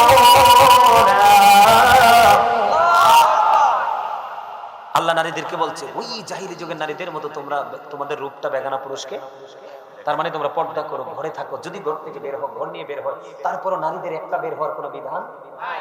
হয় উপযুক্ত ছেলে থাকতে হবে, না হয় স্বামী থাকতে হবে, না হয় বাবা থাকতে হবে। একটা নারী তার সীমানা ছেড়ে কি করতে পারবে না? একাকী বিচরণ করতে পারবে না। আল্লাহ রাসূল বলেছে নারীরা হলো গোপনীয় জীব। নারীরা কি গোপনীয় জীব। তোমরা গোপন জায়গায় থাকো। নারীরা যখন প্রকাশ্যে আসে তখন শয়তান তাদেরকে দেখলে উকি ঝুঁকি দেয়। এটা হাদিস শরীফ। উম্মে মাকতুমের পুত্র আব্দুল্লাহ নবীজির দরবারে আসতেছে। মাইমুনা সহ আমার নবীজির দরবারে উম্মে সালামা সহ ছিলেন। যখন খেয়াল করেন নারী দ্বারা কত সেনসিটিভ ভাবে থাকতে হবে। যখন উম্মে মাকতুমের পুত্র আব্দুল্লাহ নবীজির দরবারের দিকে আসতেছে, এবার আমার নবী উপস্থিত নারীদেরকে বললেন, তোমরা এখান থেকে আত্মগোপন করা, উঠে চলে যাও। ইয়া রাসূলুল্লাহ, ইয়া হাবিবাল্লাহ, নবী গো, উম্মে মাকতুমের পুত্র আব্দুল্লাহ কি অন্ধ নয়?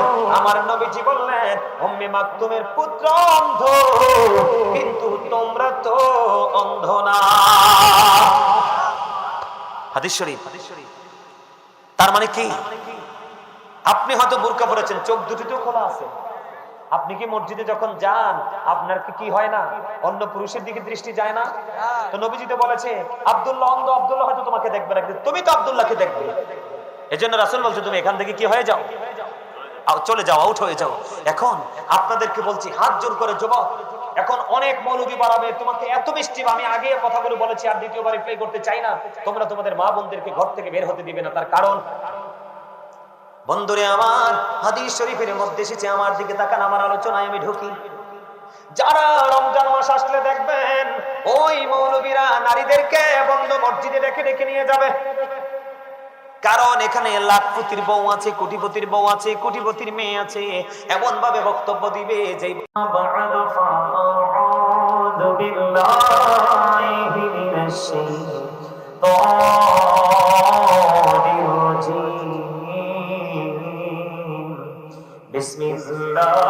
বিসমিল্লাহির রাহমানির রাহিম। ইয়া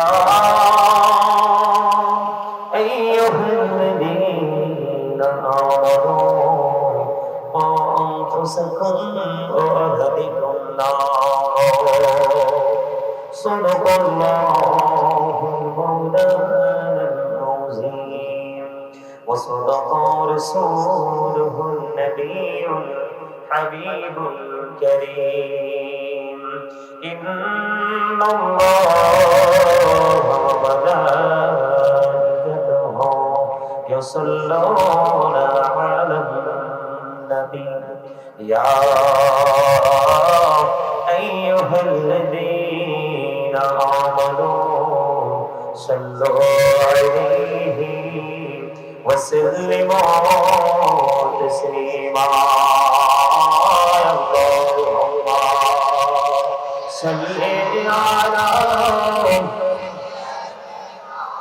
মাওলানা মুহাম্মদ ওয়া আলা আলি সাইয়্যিদিনা মাওলানা মুহাম্মদ জারি তেরে হাওয়া जोर सोनार मदीना मुझे शेर सनम खानी मुझे दिया नबीजिर पकड़वाजा। अल्लाहुम्मा सल्ली अला मौलाना मुहम्मद व अला মাওলানা মুহাম্মদ রাসূলুল্লাহ প্রাণের নবীজি বসো অন্তরে প্রাণে ভরিয়া দেখিব তোমায় এই দেহে প্রাণ থাকিতে। আল্লাহুম্মা সাল্লি আলা মহব্বতে মুহাম্মদ ওয়া আলা আলি সাইয়্যিদিনা মাওলানা মুহাম্মদ গো আপনার ভালোবাসায় জীবনের গোরা ঝরে যায় নবী গো আপনার ভালোবাসায় जन्नत नसीब होए जाए अम्मा सल्ले अला मौलाना मुहम्मद वाला सय्यिदिना मौलाना मुहम्मद ला इलाहा इल्लल्लाह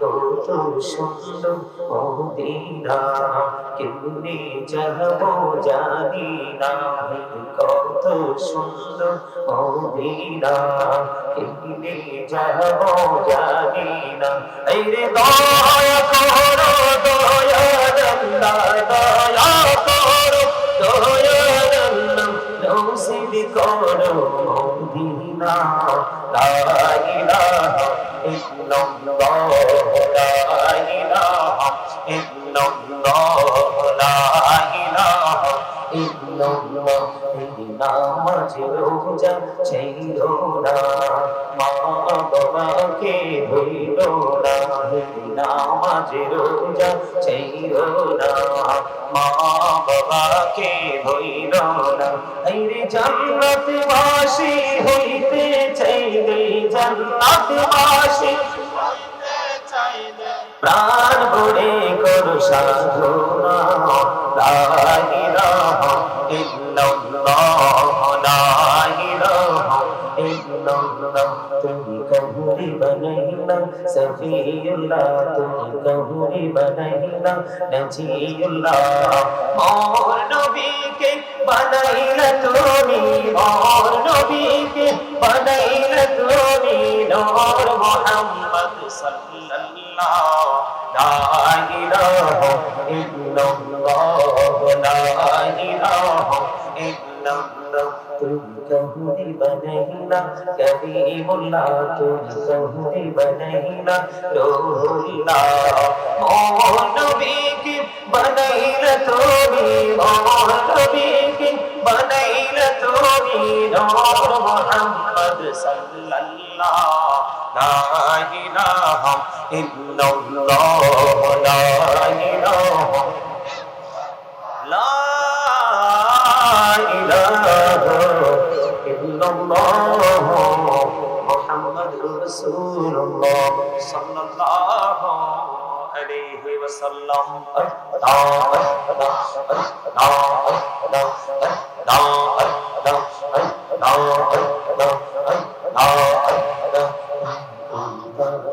মনটা শুধু খুঁজে দিবানিসি কেমন করে বলবো দয়াল কেমন করে বলবো দয়াল তোমায় ভালোবাসি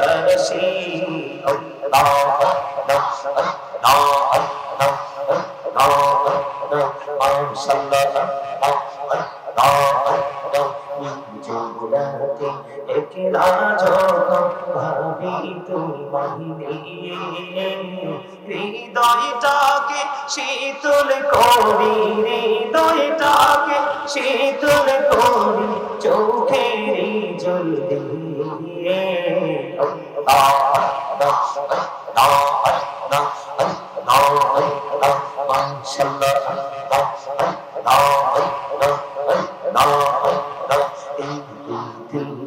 বড়ই মিঠু এই তো ভালোবাসা আওয়াজ খেলে পাবো তোমায় আওয়াজ খেলে পাবো তোমায় এই তো মনে আশা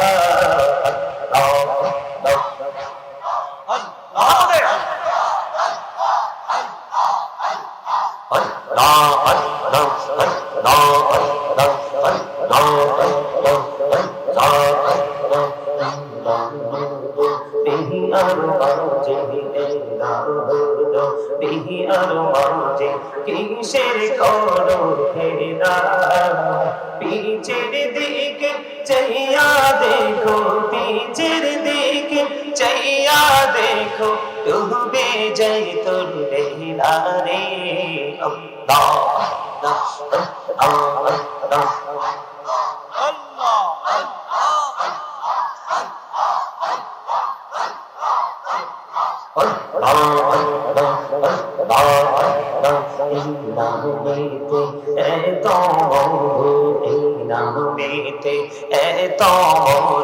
জাহানি তো আগে দয়া জাহানি তো আগে যতই যাবি দামিটি তোমার যতই যাবি দামিটি তোমার ততই মধু লাগে দয়া ততই মধু লাগে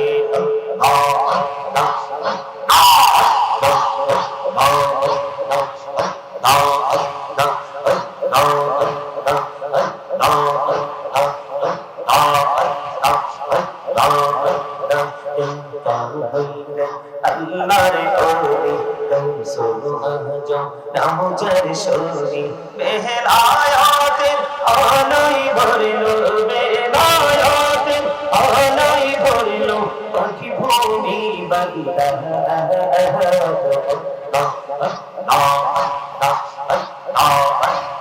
মাশাআল্লাহ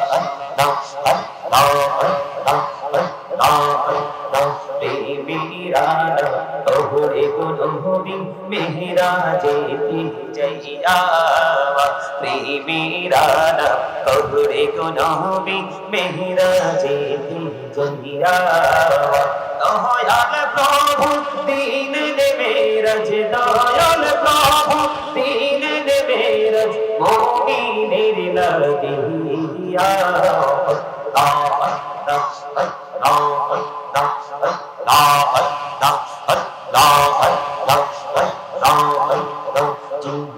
লাগিয়া করসির গোনা জীবরিয়া করসির গোনা ক্ষমা করে দাও রে দয়া ক্ষমা করে দাও এই রে গোনা গলি ক্ষমা করিয়া গোনা গলি ক্ষমা করিয়া কবুল করে নাও রে দয়া কবুল করে নাও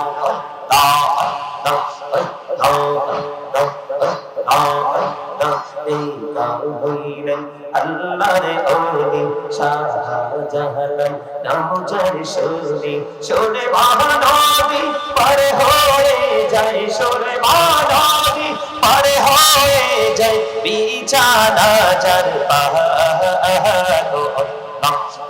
আল্লাহ আল্লাহ আল্লাহ আল্লাহ আল্লাহ আল্লাহ আল্লাহ আশায় আছে যাব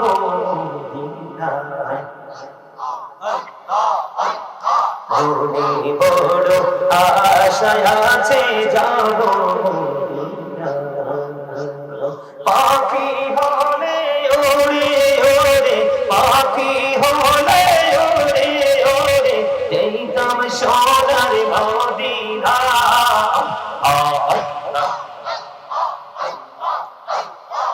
লা ইলাহা ইল্লাল্লাহ মুহাম্মাদুর রাসূলুল্লাহ সাল্লাল্লাহু আলাইহি ওয়াসাল্লাম। উপস্থিত সম্মানিত ওলামায়ে কেরাম, আমন্ত্রিত অতিথিবৃন্দ, দাড়ি পাকা আমার মুরব্বি বাবারা, যুবক ভাইরা, পর্দার অন্তরালে রয়েছেন আমার মা বোনেরা, বিশেষ করে আজকে মহাপবিত্র ঈদ মিলাদুন নবী সাল্লাল্লাহু আলাইহি সাল্লাম উদযাপন উপলক্ষে বিরাট ওয়াজ মাহফিলের আয়োজন করা হয়েছে। আজকে যারা টাকা দিয়ে, পয়সা দিয়ে, অর্থ দিয়ে, বুদ্ধি দিয়ে, শ্রম দিয়ে, সার্বিক সহযোগিতার মাধ্যমে এবং জান্নাতের বাগানে উপস্থিত হয়ে সকলে জান্নাতের বাগানকে সৌন্দর্য মণ্ডিত করেছেন, সকলের প্রতি আমার আন্তরিক সালাম।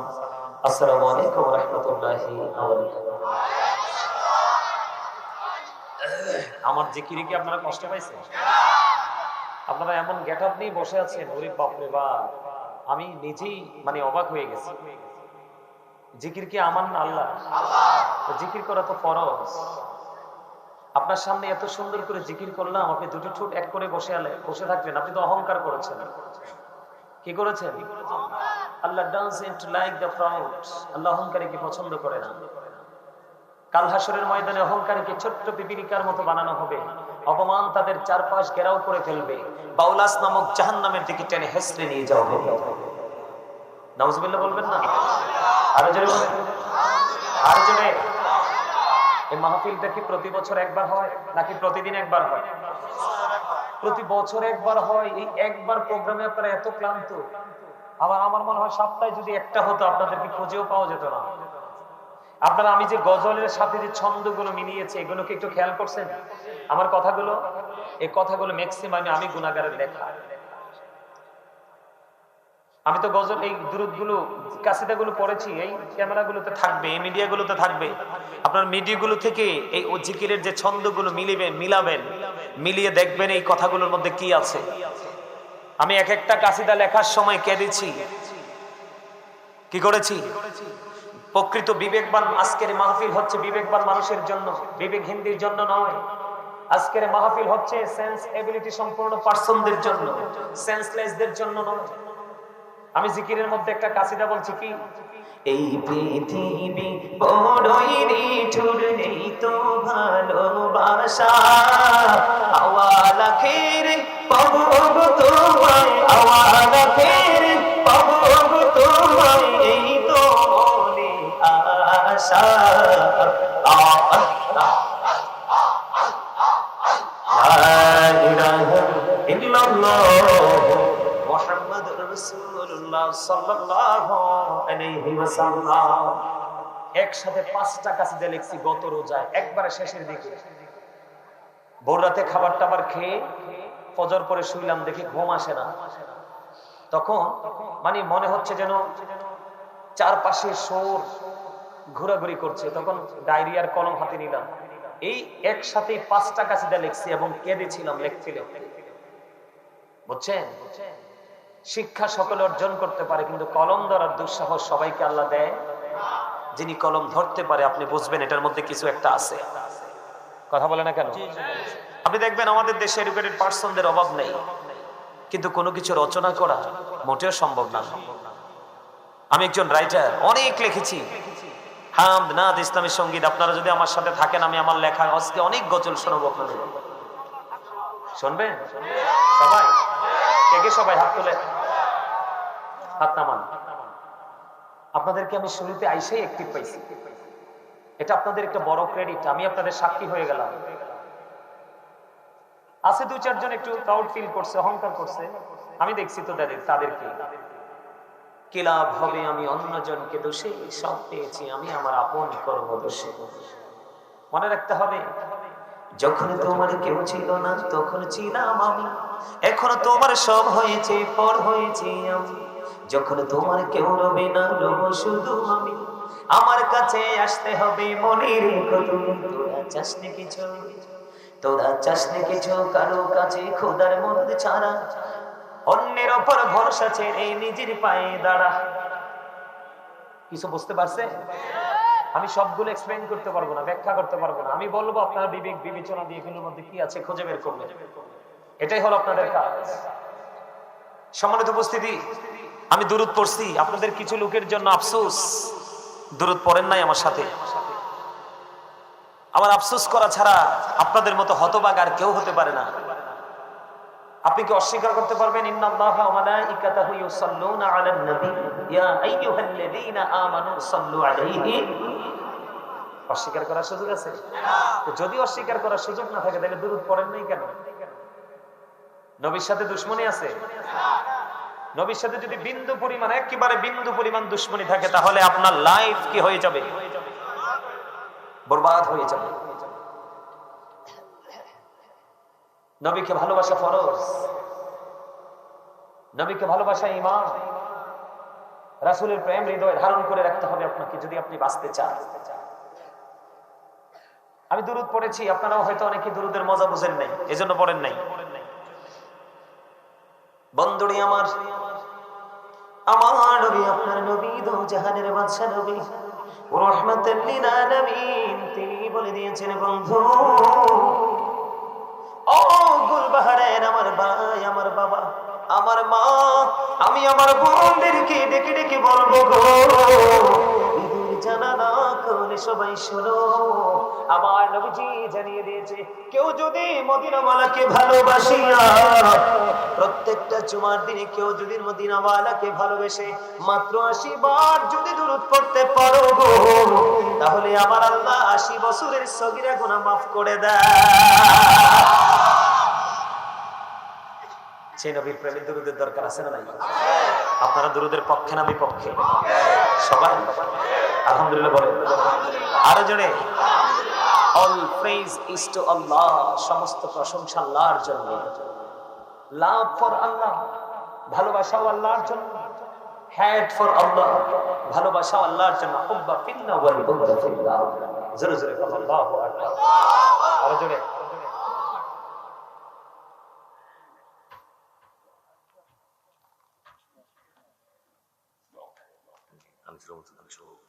আজকের মাহফিলের সভাপতি সাহেব নিচে যিনি বসলো উনি কে? সেক্রেটারি সাহেব। উপরে আসবে না? ও আচ্ছা আচ্ছা আচ্ছা আচ্ছা বুঝতে পারছি। ওনাকে ধরে উঠান, উপরে চেয়ার দেন না হয়। ধরেন ধরে উঠান উঠান। অনারেবল পার্সন উনি, অনারেবল পার্সনদেরকে অনার করতে হয়।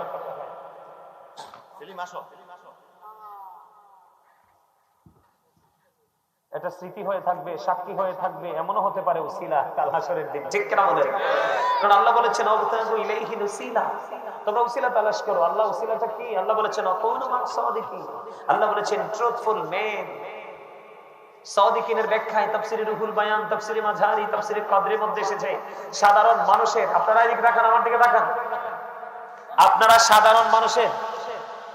সাধারণ মানুষের বাঁচা মুক্তি সরল একটা পথ হলো হক্কানি আলেম এবং হক্কানি আল্লাহর ওলিরা।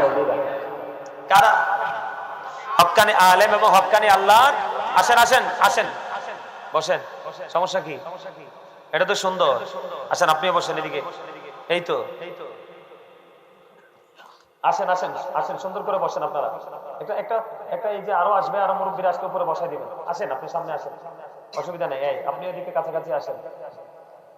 সম্মানিত উপস্থিতি, আমি আপনাদেরকে আলোচনা শোনানোর জন্য আসছি। আমি শুধু গাড়িতে বসে বসে আল্লাহকে বলছি, আল্লাহ কথা দিয়েছি জাস্ট টাইমে উপস্থিত হবো, তুমি আমাকে নিয়ে যাও। কিন্তু আপনাদের রাস্তাগুলো অনেক গর্ত, প্রাইভেট গাড়ি তো ট্রেনে আসা যায় না। তারপরও সহজ হয়েছে আমার সাথে আপনাদের আশপাশের কিছু আমার পাগল ভক্ত আছে, ওরা আমাকে আপনার রাস্তাটা সহজ করে নিয়ে আসতে, না হয় কিন্তু আমার আরো দেরি হতো। আলহামদুলিল্লাহ বলবেন না? আলহামদুলিল্লাহ। আমার আলোচনা শুনতে হলে আপনাদেরকে কিছু কন্ডিশন মানতে হবে। প্রথম হলো আপনি নিজেকে জিরো মনে করতে হবে। আপনি মনে করতে হবে আমি জিরো। আপনি মনে করবেন আমি কিছুই না। কি? আমার মধ্যে কিচ্ছু নাই। আর যিনি আপনার সামনে আছে আপনি মনে করবেন, যিনি আপনার সামনে আলোচনা করছেন ওনাকে আপনি মনে করবেন একজন টিচার বসে আছে। আপনারা নিজেদেরকে স্টুডেন্ট মনে করবেন। কি মনে করবেন? যদিও আপনারা আমার অনেক জ্ঞানী গুণী বিচক্ষণ দক্ষ কোয়ালিটিফুল পারসন আপনারা অনেকেই আছেন আমি জানি, কিন্তু এই মুহূর্তে আপনারা স্টুডেন্ট মনে করতে হবে। তাহলে আপনি নতুন কিছু জানতে পারবেন, নতুন কিছু নিতে পারবেন। আর আপনি যদি মনে করেন যে আমি সব তো জানি, এখানে আসছি কি জন্য, তাহলে আমি আপনাদেরকে মনে রাখি সন্তান সন্ততি কিচ্ছু কাজে লাগবে না, কিচ্ছু কাজে লাগবে না। এই যে এখানে আসছেন এটাই হচ্ছে আপনার জন্য বড় একটা নিয়ামত। কেন জানেন? আল্লাহ রাসূল বলেছেন দুনিয়া এবং দুনিয়ার মধ্যে যা কিছু আছে সবকিছুই ধোঁকা, অভিশপ্ত। কিন্তু আল্লাহর জিকির এবং জিকিরকে করার জন্য সহযোগিতা করে, এটা ধোঁকা নয়, অভিশপ্ত নয়। এবং দ্বীনের শিক্ষা অর্জন করে এবং দ্বীনের শিক্ষা অর্জন করাতে যাহা আপনাকে উৎসাহিত করে তাহা কখনোই অভিশপ্ত নয়। আর বাকি সব অভিশপ্ত। তার দলিল কি? সূরা আল ইমরান 185 নম্বর আয়াতের শেষ অংশে আবার আল্লাহ বলে দিয়েছেন ওমাল হায়াতুদ দুনিয়া ইল্লা মাতাউল গুরুর। একদম ইনশিওর করে দিয়েছেন, সন্দেহের কোনো অবকাশ নেই। সম্মানিত উপস্থিতি, একটু আগে যেটা বললাম যে আপনার ধন সম্পদ সন্তান সন্ততি কিচ্ছু কাজে লাগবে না, এটা আমার কথা নয়। আমার আল্লাহ কোরআন শরীফে সূরা ইউনূস, কোরআন শরীফে 19 পারা সূরা শুআরা 88 নম্বর আয়াতে আল্লাহ বলেছেন ইয়াউমা লা ইয়ানফাউ মালু ওয়ালা বানুন। এইজন্য আপনি এখানে এসেছেন আপনার আপন সম্পদ উপার্জন করতে। আপনি এসেছেন আজকে আপনার ফিউচারকে ব্রাইটনেস করতে। আপনি আজকে এখানে এসেছেন প্রেজেন্ট এন্ড ফিউচার, বর্তমান এবং ভবিষ্যৎকে আপনি আলোকিত করতে। আপনাকে সেই টেনশন রাখতে হবে আপনার মধ্যে যে আমি জীবনে কিছু করতে পারি নাই, আমি আজকে কিছু করতে এসেছি, আমি জীবনে কিছু নিতে পারি নাই, আজকে কিছু নিতে এসেছি। ওই রকম অবস্থা যদি আপনি নিয়ে বসতে পারেন তাহলে আপনি সফল হয়ে যাবেন। কেননা আল্লাহ রাব্বুল আলামিন বলেছেন, আল্লাযীনা আমানু, যারা ঈমান এনেছে, ওয়া কানু ইয়াত্তাকুন, এবং তাকওয়া অবলম্বন করেছে, লাহুমুল বুশরা, তাদের জন্য সুসংবাদ, ফিল হায়াতিদ দুনিয়া ওয়া ফিল আখিরাহ, আপনার তাদের জন্য আল্লাহ সুসংবাদ দিয়েছে দুনিয়ার জীবনে এবং পরকালের জীবনে। তবে কন্ডিশন কয়টা? দুইটা। আপনি প্রথমত ঈমানদার হতে হবে, আর ঈমানদারের চরিত্র, ঈমানদার হলো প্রেমিক। কি ঈমান মানে? কি প্রেম। ঈমান মানে কি ভালোবাসা। ঈমান মানে কি বিশ্বাস। কথা কি বুঝতে পেরেছেন? আপনি ঈমানদার হওয়ার পরে যদি হৃদয়ে তাকওয়া ধারণ করতে পারেন, ভয় কি করতে পারেন, তৈরি করতে পারেন। আল্লাহ বলেছেন, O believers you fear me. Allah ঈমানদারকে ডেকে বলেছেন, O believers you fear me. ঈমানদারকে ডেকে বলেছেন, আল্লাহ তোমরা আল্লাহকে ভয় করো। ঈমানদারেরা তোমরা আল্লাহকে কি করো? ভয় করো। লাভ হবে কি? আল্লাহ উইল ফরগিভ ইউ। আল্লাহ কথা দিয়েছে তোমার সমস্ত জীবনের গুনাহ মাফ করে দেবে। এই ভয়টার পাশাপাশি আপনার মধ্যে আরেকটা জিনিস রাখতে হবে। তাকওয়ার পাশাপাশি আপনার মধ্যে আরেকটা জিনিসকে দাঁড় করাতে হবে। সেই জিনিসটা কি? সেই জিনিসটা কি আমি আপনাদেরকে বলি, এদিক তাকান। আমার আলোচনা শুনতে হলে আপনাদেরকে একেবারে স্মুথ হয়ে ধীরস্থির ভাবে সফটলি আপনার আলোচনা শুনতে হবে। আপনার মধ্যে সফটনেস কাজ করতে হবে। আর এটার নমুনা হলো কি? ফার্স্ট কন্ডিশন হলো স্টপ ইউর মাউথ এভরিবডি। সকলের জবানকে বন্ধ রাখতে হবে। এটা হলো আপনার আলোচনা শোনার মানসিকতার প্রথম রূপ। সেকেন্ড কন্ডিশন হলো you listening my lecture very attentively. আমার কথা সবাইকে মন দিয়ে শুনতে হবে। আপনার পলকহীন দৃষ্টি যখন আমার দিকে থাকবে তখনই মনে করব এটা পিপাসায় লাগলে যেমন পানির জন্য পাগল হয়, আর আজকে যেটা এখানে আমার দিকে পলকহীন দৃষ্টি দিয়ে তাকিয়ে আছে ওই ব্যক্তিটাও আল্লাহর রাসূলের জন্য পাগল হয়ে গেছে। থার্ড কন্ডিশন, আপনি যদি বলেন হুজুর আই সেড ডোন্ট অ্যাকসেপ্টেবল, আমি বলবো I said go to your seat out of sight. আপনি বাসায় চলে যাবেন। কারণ আপনার বডিটা আসল নয়। এই যে মাথা থেকে পা পর্যন্ত বডি স্ট্রাকচারটা, এটা আপনার আসল নয়। এটাকে মানুষ বলা হয়, ইংলিশে ম্যান অথবা পারসন বলা হয়। আল্লাহর কোরআনের ভাষায় এটাকে কখনো বলা হয়েছে নাস, আবার কখনো বলা হয়েছে ইনসান। এটা হলো বডি। এই মানুষটার পরিচয়, সংক্ষিপ্ত পরিচয় দিয়ে দিলাম। এই মানুষটাকে, যেই মানুষটা পরিচালনা করছে, এটাকে আপনি কখন কিভাবে আসছে সেটা আপনি আমি দেখিনি। আবার কোন দিন কোন অবস্থায় রেখে আপনাকে চলে যাবে সেটা আমরা জানি না। এটার নাম কি জানেন? আল্লাহর কোরআনের ভাষা এটাকে বলা হয় রূহ। ইংলিশ এটাকে বলা হয় সোল, বাংলাতে এটাকে বলা হয় আত্মা। আল্লাহ রাব্বুল আলামিন বলেছেন, say the soul is the warder of my lord. Allah বলেছেন, কওলির রূহু মিন আমরি রাব্বি, past tense, present tense, future tense, অতীত, বর্তমান, ভবিষ্যৎ। একদিন আপনি আমি ছিলাম না। কেন ছিলাম না? রূহ ছিল আল্লাহর আরশের চারপাশে আলমের হার। আপনার বডি ছিল বাবা মায়ের মাঝে। সেদিন কি আপনি আমি মানুষ ছিলাম? আপনার আমার নাম ছিল? ছিল না। যখন আত্মাটা যখন বডিতে এসে বাবা মায়ের মিলনের মাধ্যমে মায়ের উদরে আপনার আমার বডিটা তৈরি হলো, রূহটা অটোমেটিক ট্রান্সফার হয়ে আসলো। আসার পরে আপনি আমি পৃথিবীতে মায়ের উদর থেকে জীবন নিয়ে জীবন্ত মানুষ হিসাবে আসলাম। আসার পরে এক সপ্তাহ যখন হলো, মাথার চুল ফালানো হলো, নাম রাখা হলো, পুত্র সন্তানের জন্য 1 বছরে 2টা ছাগল দিয়ে আকিকা দেওয়া হলো, কন্যা সন্তান হলে 1টা ছাগল দিয়ে আকিকা দেওয়া হলো। সেই নাম থেকে আজকে পর্যন্ত সেই নামই আমাকে ডাকা হয়েছে। কিন্তু আরেকদিন আপনার ওই ফার্স্ট টাইম যেমন ছিলেন, থার্ড টাইম আপনার আমি সেই অবস্থায় ফিরে যাব।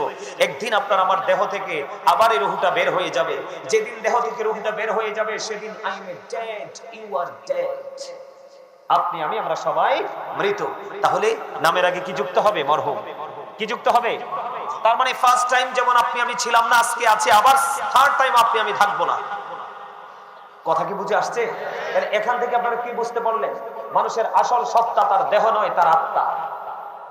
মানুষের আসল সত্তা কি?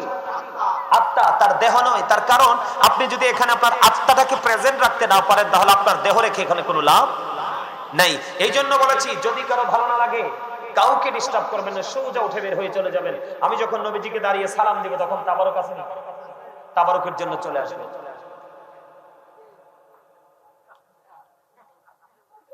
আমার ওই স্বাস্থ্য ভাইটা একটা দারুণ হাসি দিয়েছে, very intelligent my dear younger brother. ওই যে ওইটা, এই মি আমনে দাঁড়ান দাঁড়ান দাঁড়ান, এ টুপিওয়ালা, ওই এটা এটা পিছের দিকে সাইকেল নেই, ওইটা ওইটা ওইটা দাঁড়ান দাঁড়ান। এই যে আমার এই চাচতো ভাইটা একটা হাসি দিয়েছে। আমার চাচা বসেন, এই দুটোটা দেখছেন? ফার্স্ট টাইম সে হাসি দিয়েছে। তার হাসিটা আমার পছন্দ হয়েছে। কেন জানেন? একটা মানুষ সুস্থ থাকার জন্য যে অপশনগুলো দিয়েছে এর মধ্যে একটা অপশন হলো হাসি। সে আমার মনের ভাষা বুঝতে পেরেছে। এইরকম 2-4টে স্টুডেন্ট থাকলে টিচার সারাদিন পড়াইতে মন চায়। কথা বুঝেন নাই? এই তার মতো একবারে সূক্ষ্ম ব্রেইন নিয়ে এখানে বসেন। আজকের পরে আপনারা ওয়াজে যেতে হবে না, কোন আলোচকের আলোচনা শুনতে হবে না। আজকের আলোচনা আপনার পুরো লাইফ স্টাইলটাকে চেঞ্জ করে দিবে। আল্লাহ কবুল করে নিন। আর যারা বলেন না আমি। আপনারা কি জানেন আলেমের সামনে বসা মানে রাসূলের সামনে বসা? হক্কানি আলেমদের কথা শোনা মানে রাসূলের কথা শোনা। হক্কানি আলেমদেরকে মূল্যায়ন করা মানে রাসূলকে মূল্যায়ন করা। এটা কি বিশ্বাস করেন আপনারা? সবাই বিশ্বাস করেন? আলহামদুলিল্লাহ। আরে জোরে আরেকটা মহাব্বতে আলহামদুলিল্লাহ। আমার কথা আপনারা বুঝতে পারছেন? তাহলে মানুষের আসল সত্তা হলো তার আত্মা। এখানে আত্মাটাকেই রাখতে হবে। আপনার আত্মাটা যদি চতুর্দিকে বিচরণ করে আপনার দেহটা এখানে রেখেছেন, এই বসে লাভ নেই। আপনি বাড়ি গিয়ে ঘুমান, আগামীকালকে যথা সময়ে আপনি আপনার কাজে যেতে পারবেন। আর যদি বসেন, দেহ এবং আত্মা দুটোকে নিয়ে বসবেন এখানে। কারণ আপনি দেখবেন জুম্মার দিনে এখন মুসল্লিরা ইমাম সাহেব খুতবা দেওয়ার ঠিক আগ মুহূর্তে মসজিদে ঢুকে, ইমাম সাহেব সালাম ফিরানোর পরে মনে হয় যে যুদ্ধ শুরু হয়ে গেছে, কার আগে কে বের হয়ে যাবে। এখানে নামাজি ঠিকই, কিন্তু তাকওয়া সম্পূর্ণ নামাজি হতে পারেননি। আর যেই ব্যক্তিটি কমার্শিয়াল ভাবে নামাজটা পড়লো না, তিনি একেবারে ওই রাসূল সিস্টেম দেখিয়ে দিয়েছে, সেই সিস্টেম অনুযায়ী নামাজটা পড়লো, সবার আগে মসজিদে আসলো, এসে ধীরে ধীরে সুন্নাত নামাজগুলো পড়লো। পড়ার পরে খুতবা শোনার জন্য অপেক্ষায় রইল। খুতবা শোনার পরে বন্ধু জামাতে নামাজটা পড়লো। সবগুলো শেষ করে যখন সবার পরে যখন মসজিদ থেকে বের হয়ে গেল, আমার নবী বলে, ও প্রেমিক, তুমি খবর শুনে যাও।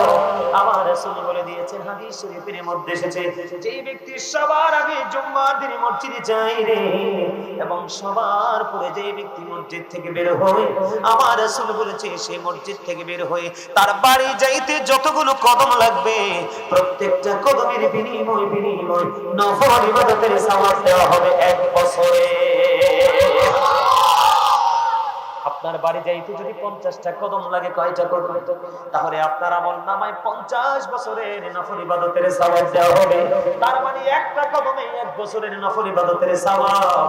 আর কমার্শিয়াল ডিজিটাল মুসল্লি যিনি জুম্মার দিনটাকে ডিজিটাল বানিয়ে ফেলেছেন, আপনার কত কপাল পোড়া রে। আমার কথা শুনেন, আল্লাহর হাবিব বলে দিয়েছেন, বন্ধু ইমাম সাহেব যখন খুতবা দেওয়ার জন্য খুতবাটা হাতে নিয়ে শুরু করে দেয়, আলহামদুলিল্লাহি নাহমাদুহু ওয়া নাস্তাঈনুহু ওয়া নাস্তাগফিরুহু, পরে তোমার আল্লাহ তোমাকে একা একা ডাকে। এবার নবীজি জানিয়ে দিয়েছেন, কেউ যদি জিকির করার জন্য 1 বিঘা পরিমাণে গিয়ে যায়, আমার আল্লাহ তার দিকে 1 গজ পরিমাণে গিয়ে আসে। সুবহানাল্লাহ। আজকে আপনারা ধনী না? আপনারা বলেন আপনারা ধনী না? আমি বলবো ইউ আর ভেরি লাকি। আপনারা, আমার রাসূল আরো বলে দিয়েছেন, কেউ যদি জিকির করতে করতে আল্লাহর দিকে 1 হাত পরিমাণে এগিয়ে যায়, আমার আল্লাহ আমার রাসূল কি বলেছে, হাবিব গো আপনি আমার পাগল বান্দাগুলোকে জানিয়ে দেন, আমার আল্লাহ ওই বান্দার দিকে 2 হাত পরিমাণ এগিয়ে আসে। সুবহানাল্লাহ। হাবিব আপনি জানিয়ে দেন, কেউ যদি আল্লাহর জিকির করার জন্য হেঁটে হেঁটে আসে রে, আমার আল্লাহ ওই বান্দার দিকে দৌড়ে আসে। তাহলে আপনারা ধনী কিনা? আপনারা গোলবাহারবাসী, আপনারা সবাই জানেন আপনারা মাহফিলে এসেছেন, কিন্তু আসলে আপনারা আল্লাহর দিকে এসেছেন। কথা কয় না? আসলে কোন দিকে এসেছেন? আসলে আল্লাহর দিকে এসেছেন। আমি আপনাদেরকে বলি, আল্লাহ রাব্বুল আলামিন বলেছে আপনি জিকিরটা কেমন করে করবেন। জিকির হলো বন্ধু আরবি শব্দ, কোরআনের ভাষা। বাংলাতে বলা হয় স্মরণ, ইংলিশে এটাকে বলা হয় রিমেম্বার। আমার আল্লাহ বলেছেন, ইয়া আইয়ুহাল্লাযীনা আমানু যিকুরুল্লাহা যিকরান কাসীরা ওয়াসাব্বিহুহু বুকরাতান ওয়া আসীলা। আমার আল্লাহ বলেছেন, ঈমানদারেরা বেশি বেশি করে তোমরা আল্লাহর জিকির করো, সকাল থেকে সন্ধ্যা আল্লাহর পবিত্রতা ঘোষণা করো। হুজুর কেমন করে করব? আমার আল্লাহ জানিয়ে দিলেন, আমার রাসূল জানিয়ে দিলেন। ও বন্ধু, কত চমৎকার মেসেজ! আমার আল্লাহ জানিয়ে দিলেন, ফাযকুরুল্লাহা কিয়ামান, দাঁড়িয়ে দাঁড়িয়ে জিকির করো, ও কুউদান, বসে বসে জিকির করো, ওয়ালা যুনুবিকুম, শুয়ে শুয়ে জিকির করো। তারপরেও জিকির বন্ধ করা যাবে না। কোরআন থেকে যখন চোখটি মেলে হাদিসের দিকে নজরে দিলাম, আমার আপনার প্রাণের নবী বলেছে, তোমরা যখন জিকির করো এমন ভাবে জিকির করো মানুষ দেখলেই যেন তোমাদেরকে পাগল বলে।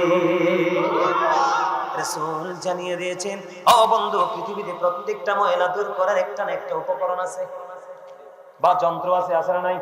মানুষের মনের গলের ময়লা দূর করার উপকরণ বা যন্ত্র হলো মাওলার জিকির। আর জোরে কন্যা সুবহানাল্লাহ।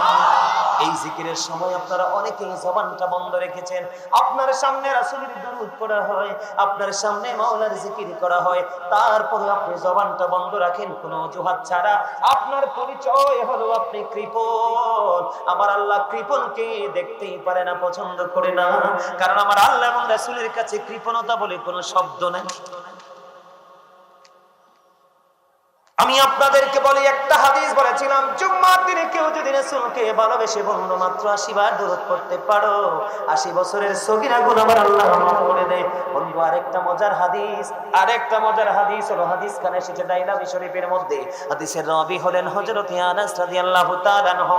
আমার নবী, আপনার নবী রাহমাতাল লিল আলামিন, তিনি বলে দিয়েছেন, কেউ যদি মদিনা ওয়ালাকে ভালোবাসিয়া প্রতিদিন যদি 1000 বার দরুদ পড়তে পারো, আমার নবীজি বলেছে জান্নাত না দেখা পর্যন্ত মরণ হবে না।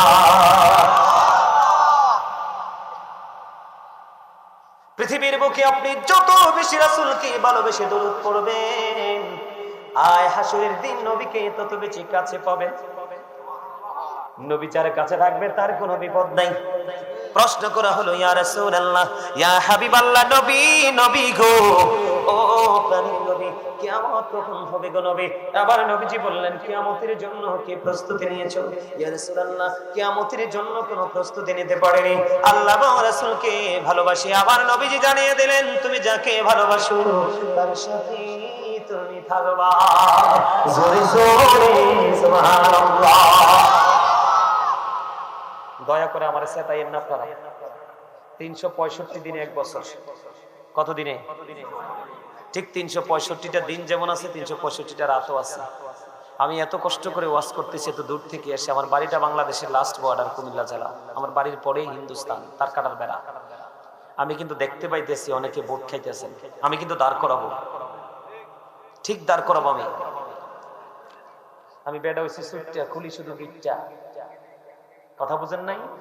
আমি ফাইজলামি পছন্দ করি না, আগেই বলছি। ভালো না লাগলে চলে যাবেন। এখানে ভোট খাওয়া যাবে না, বাদাম খাওয়া যাবে না, পান খাওয়া যাবে না। খাইলে বাইরে যে খাইয়ে আসে, কারণ আপনার জবানের হক আদায় করতে হবে। এখানে কি করতে হবে? কথা কয় না কেন? হুট করে সুবহানাল্লাহ বলতে হবে, আলহামদুলিল্লাহ বলতে হবে, কিও বলতে হবে না, মাঝে মাঝে দুরূদ পড়তে হবে, জিকির করতে হবে। আপনি ফাঁকে বাদাম খাচ্ছেন, কথা বলা যাবে না। সম্মানিত উপস্থিতি, মজা লাগছে না? আরো জোরে। নামাজ পড়বেন না বেশি করে? পড়বেন? নামাজের মজা তো আরো ব্যতিক্রম। আমার রাসূল বলেছে, হযরতে আবু যর রাদিয়াল্লাহু তাআলা আনহু থেকে হাদিস বর্ণিত, আমার নবীজি শীতের দিনে বের হলো। আমাদের এলাকা গাছের পাতা ঝরা শুরু করছে না? শীতের শেষে গাছের, বসন্তের আগে গাছের পাতা ঝরে যায় না? তো গাছের পাতা ঝরতেছে, এটার সাথে কি মিল রেখে কি চমৎকার একটা হাদিস। আমার নবীজি শীতের দিনে বের হলো, বের হওয়ার পরে দেখলেন গাছের পাতাগুলো ঝরছে। নবীজি গাছের ঢাল ধরলেন, ধরার পরে ডাক দিলেন, আবু যর। আবু যর উত্তর দিলেন, লাব্বাইকা ইয়া রাসূলুল্লাহ। আমার নবীজি বললেন, রে আবু যর,